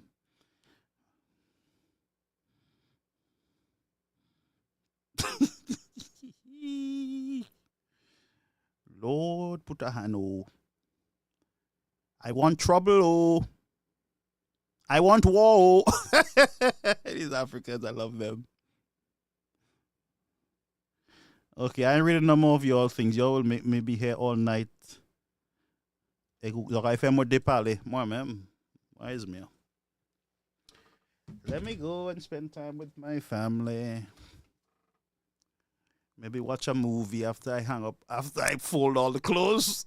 I want your foot in my saucepan. The next thing you hear, somebody send a text. One of the flabos send a text to say, you don't hear, he got a saucepan last night. That boy is on his satellite 2 part 2. Alice, you say no trouble?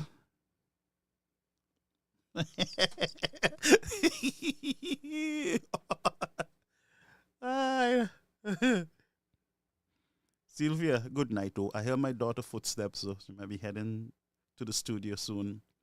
We turn footstep Lee by there. She bright, intelligent. They let massa keep up. When you put Google, eh, man, they will question when they put Google.